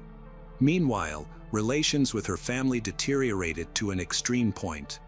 Ashley could no longer watch her mother and sister turn into addicts. She felt forced to leave home, resulting in Miranda losing her only support. By this time, after Elizabeth's overdose, social services decided to take Miranda away from Elizabeth. She is destined to be in a new family in a small town called Dan in North Carolina. It was here that Miranda met a 20-year-old man named Alit Barber. By this time, Miranda was 17, and Alit was engaged to a girl who was expecting a child with him. This girl later turned out to be another underage student. A love triangle formed around Alit, who had 2 pregnant girls at once. The children were born about a month and a half apart. Now, the group had 2 newborns that needed care. However, all of them are not mature enough to take on the responsibilities of being parents. A few months after the children's birth, Alit's own daughter was hospitalized due to an overdose of sedatives. The behavior of the biological father had always been problematic, and from that moment, it only deteriorated further. His relationship with his fiancée began to suffer, and she ultimately decided to break up with him, leaving with the child for another city. This led to Alit and Miranda being together, forming a full-fledged couple, raising little Aria together. During this time, Miranda willingly talked about her difficult past, and Alit became intrigued as they discussed her experiences with the satanic cult. About a year into their relationship, they decided to leave North Carolina, as their families did not approve of their lifestyle. This escape was necessary to distance themselves from constant conflicts and the supervision of the older generation. Thus, a series of moves began for the young family. They struggled to settle down anywhere for long due to employment difficulties, until they finally reached a suburb in Pennsylvania called Port Trevorton, where only about 400 people lived at that time. They had neither money nor work to establish a foothold. However, Alit had a friend in the area who helped them by providing a place to stay. They were essentially marginalized individuals, making it challenging for them to find regular employment, as they were quite unsociable, which led to difficulties with social interactions. On October 22, Miranda, in her search for income, decided to offer herself as an escort service. She emphasized in her advertisement that she was not willing to provide intimate services but was available for companionship and to accompany men to various events. Outwardly, she seemed quite pleasant, and she met several men for $80, engaging in conversations but without intimate contact. It is difficult to say for sure whether she truly adhered to the boundaries she set. In one such encounter, she met a man named Troy LaFerrara, a 42-year-old married man who had been a decent family man and church member for decades. Upon seeing Miranda's advertisement, he became immediately interested. When he called Miranda, he offered a different type of service, not just companionship, which angered her. She refused his proposal, pointing out what she had written in her ad. After some time, however, disturbing thoughts began to plague her mind. Miranda and Alit realized they were dealing with a rather wealthy man since he had made a very generous financial offer. After discussing it, they recognized that this could be a potential way to alleviate their financial struggles. Although they had not previously fantasized about such desires, the allure of crime as a solution to their financial difficulties excited both Alit and Miranda greatly. At the beginning of their relationship, Alit and Miranda immediately developed a common interest in satanic themes. Their conversations were often filled with dark imagery, including mentions of blood. They did not plan to kill a specific person, however, they would often end such discussions with thoughts of finding a victim and experiencing what it was like to take a person's life. When Troy made his generous offer, Miranda calmed down after the unsettling proposal and began discussing the situation with Alit.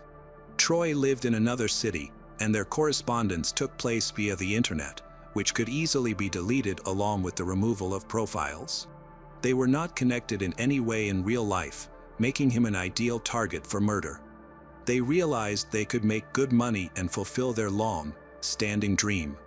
A couple of hours later, Miranda agreed to Troy's offer and messaged for him. They agreed to meet in a parking lot of a supermarket on the outskirts of the city, where Miranda would be in her car.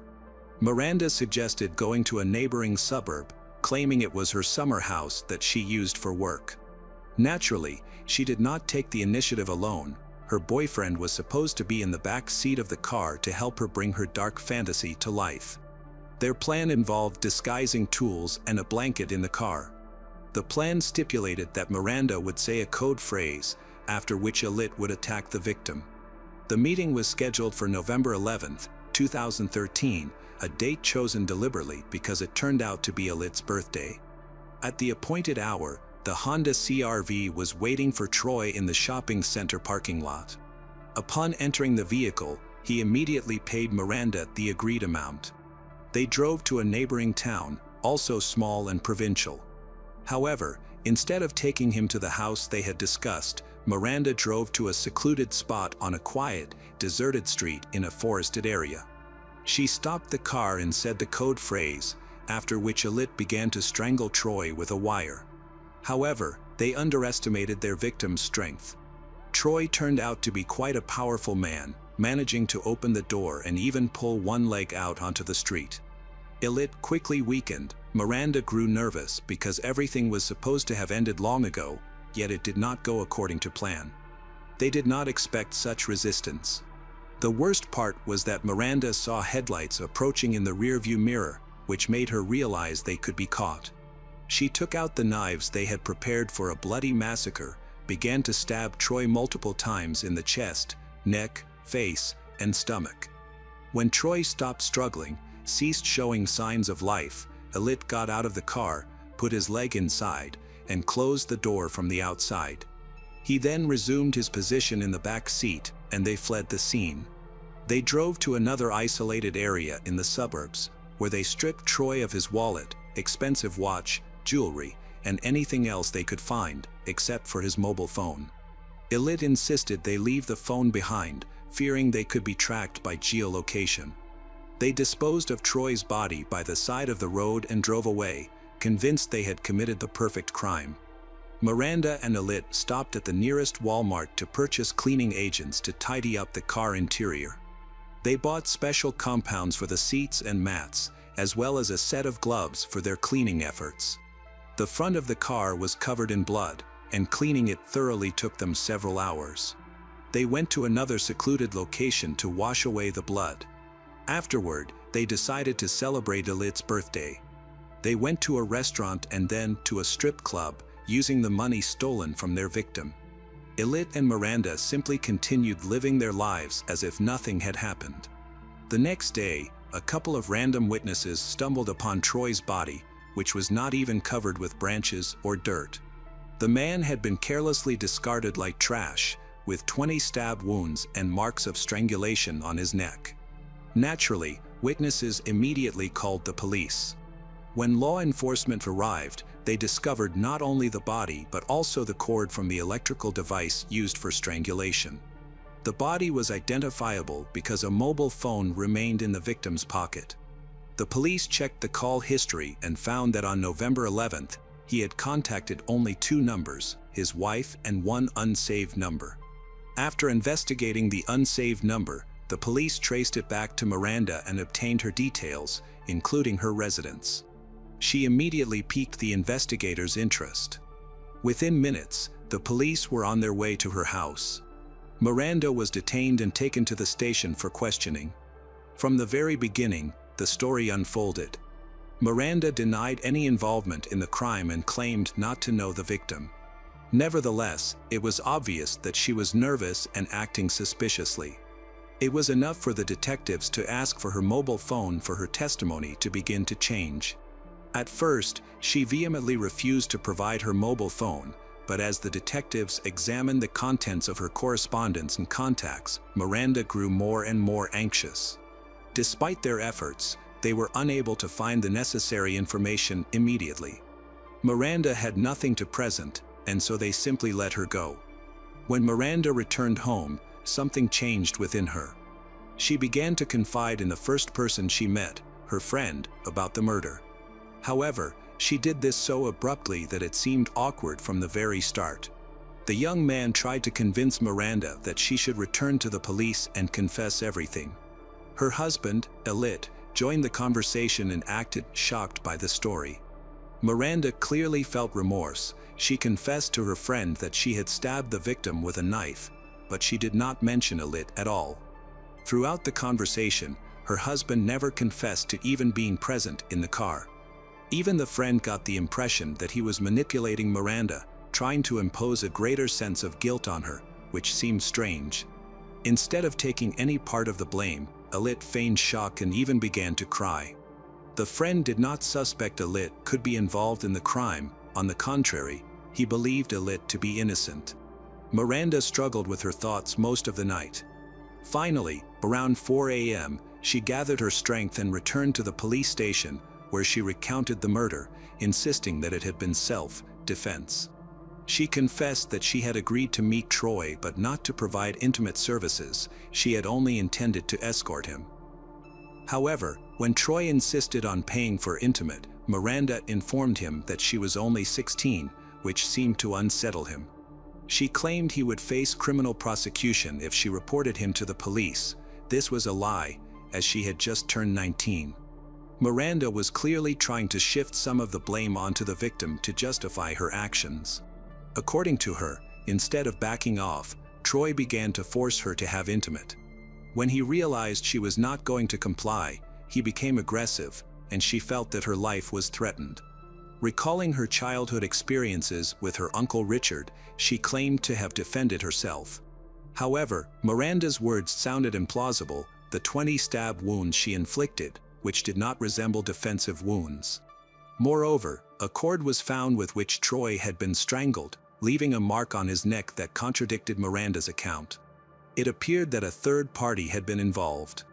To verify her claims, the police began tracking movements before the meeting.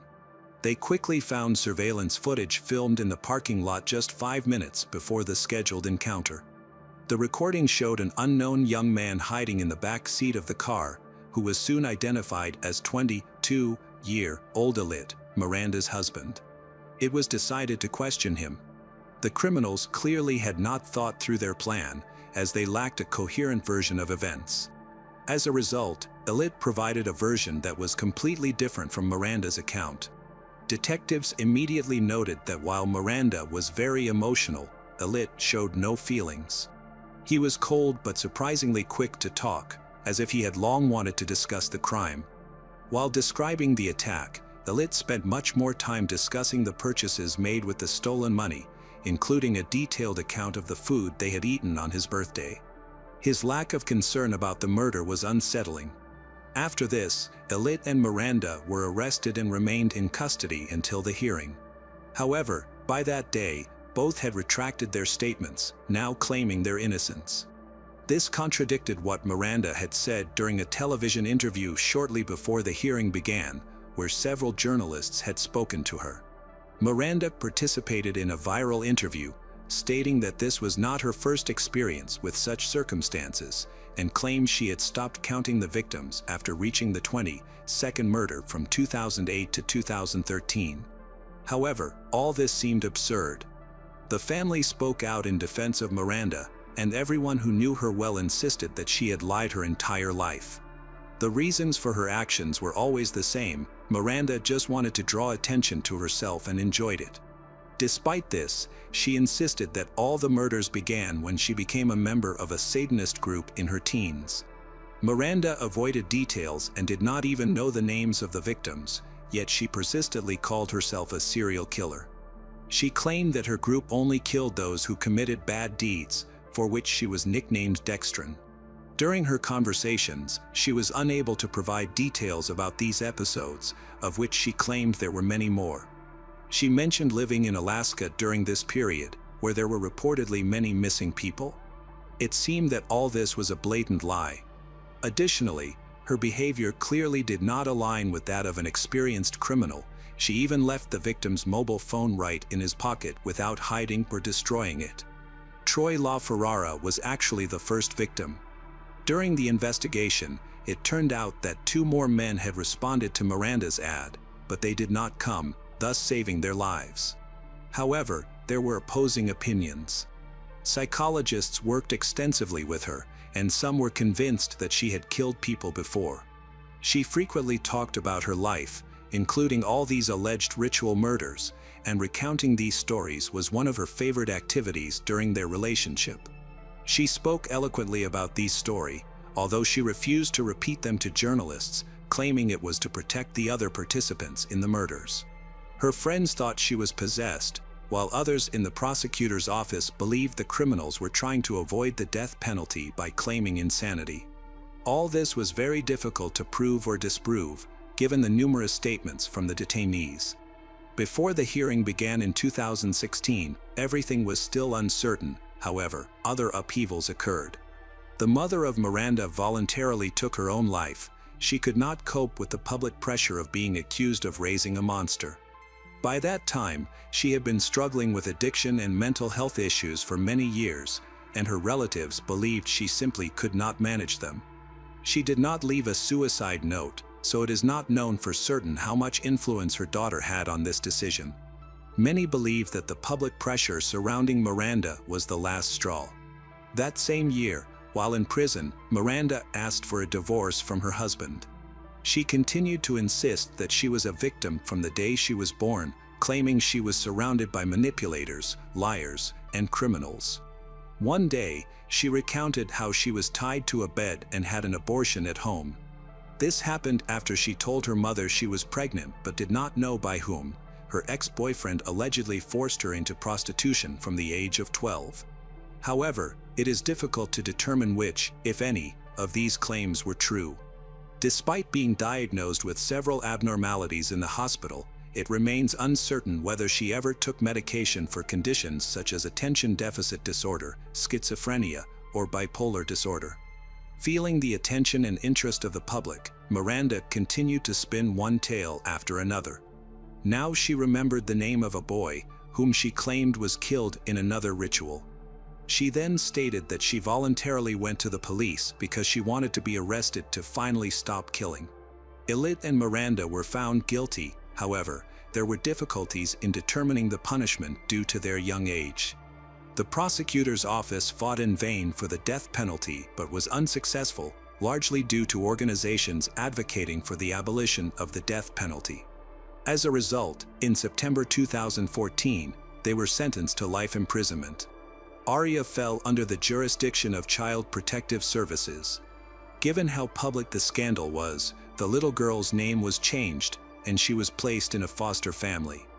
Most of all, the murders shocked Troy LaFerrara's wife. She had no idea her husband was living a double life, and she was even more shocked by the tragic ending. The case of Troy LaFerrara stands as a somber testament to the destructive power of unresolved trauma, the allure of darkness, and the fragility of human lives caught in the crosshairs of desperation and choice. This narrative is more than a recounting of a crime.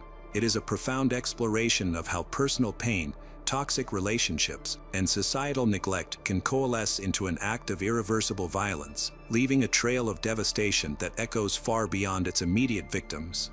Miranda's journey from a vulnerable child to a convicted killer is a harrowing descent marked by pivotal moments of suffering and rebellion. Diagnosed with a physical disability at age 2, her early years were shaped by the struggle for mobility and the isolation it bred. The abuse she and Ashley endured at 5 and 6, respectively, from Richard, a trusted family figure whose dark intentions were later exposed in his diary, planted seeds of trauma that would grow unchecked. Troy LaFerrara, a church-going husband and father, entered this story as an unlikely victim, drawn by Miranda's online ad for companionship in October 2013. His offer of payment for more than she advertised sparked a plan born of financial need and dark fantasy. This was not a crime of passion but a calculated act, driven by greed and a perverse desire to experience murder, rooted in the satanic themes that had long captivated their conversations.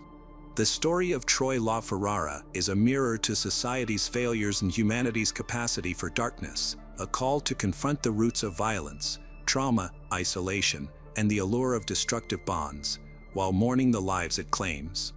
For Miranda, It is a life sentence that began long before prison, a confinement rooted in a childhood stolen by abuse and an adulthood lost to her own choices. For Elit, it is the end of a path paved by recklessness and a chilling lack of remorse. For the rest of us, it is a plea to see the unseen, to intervene before despair turns deadly, and to honor the sanctity of every life, however flawed, that crosses our path. In the quiet of Port Trevorton, Troy's memory endures as a silent witness to a tragedy that need not have been, a life extinguished by two souls who chose darkness over light, leaving only questions and sorrow in their wake.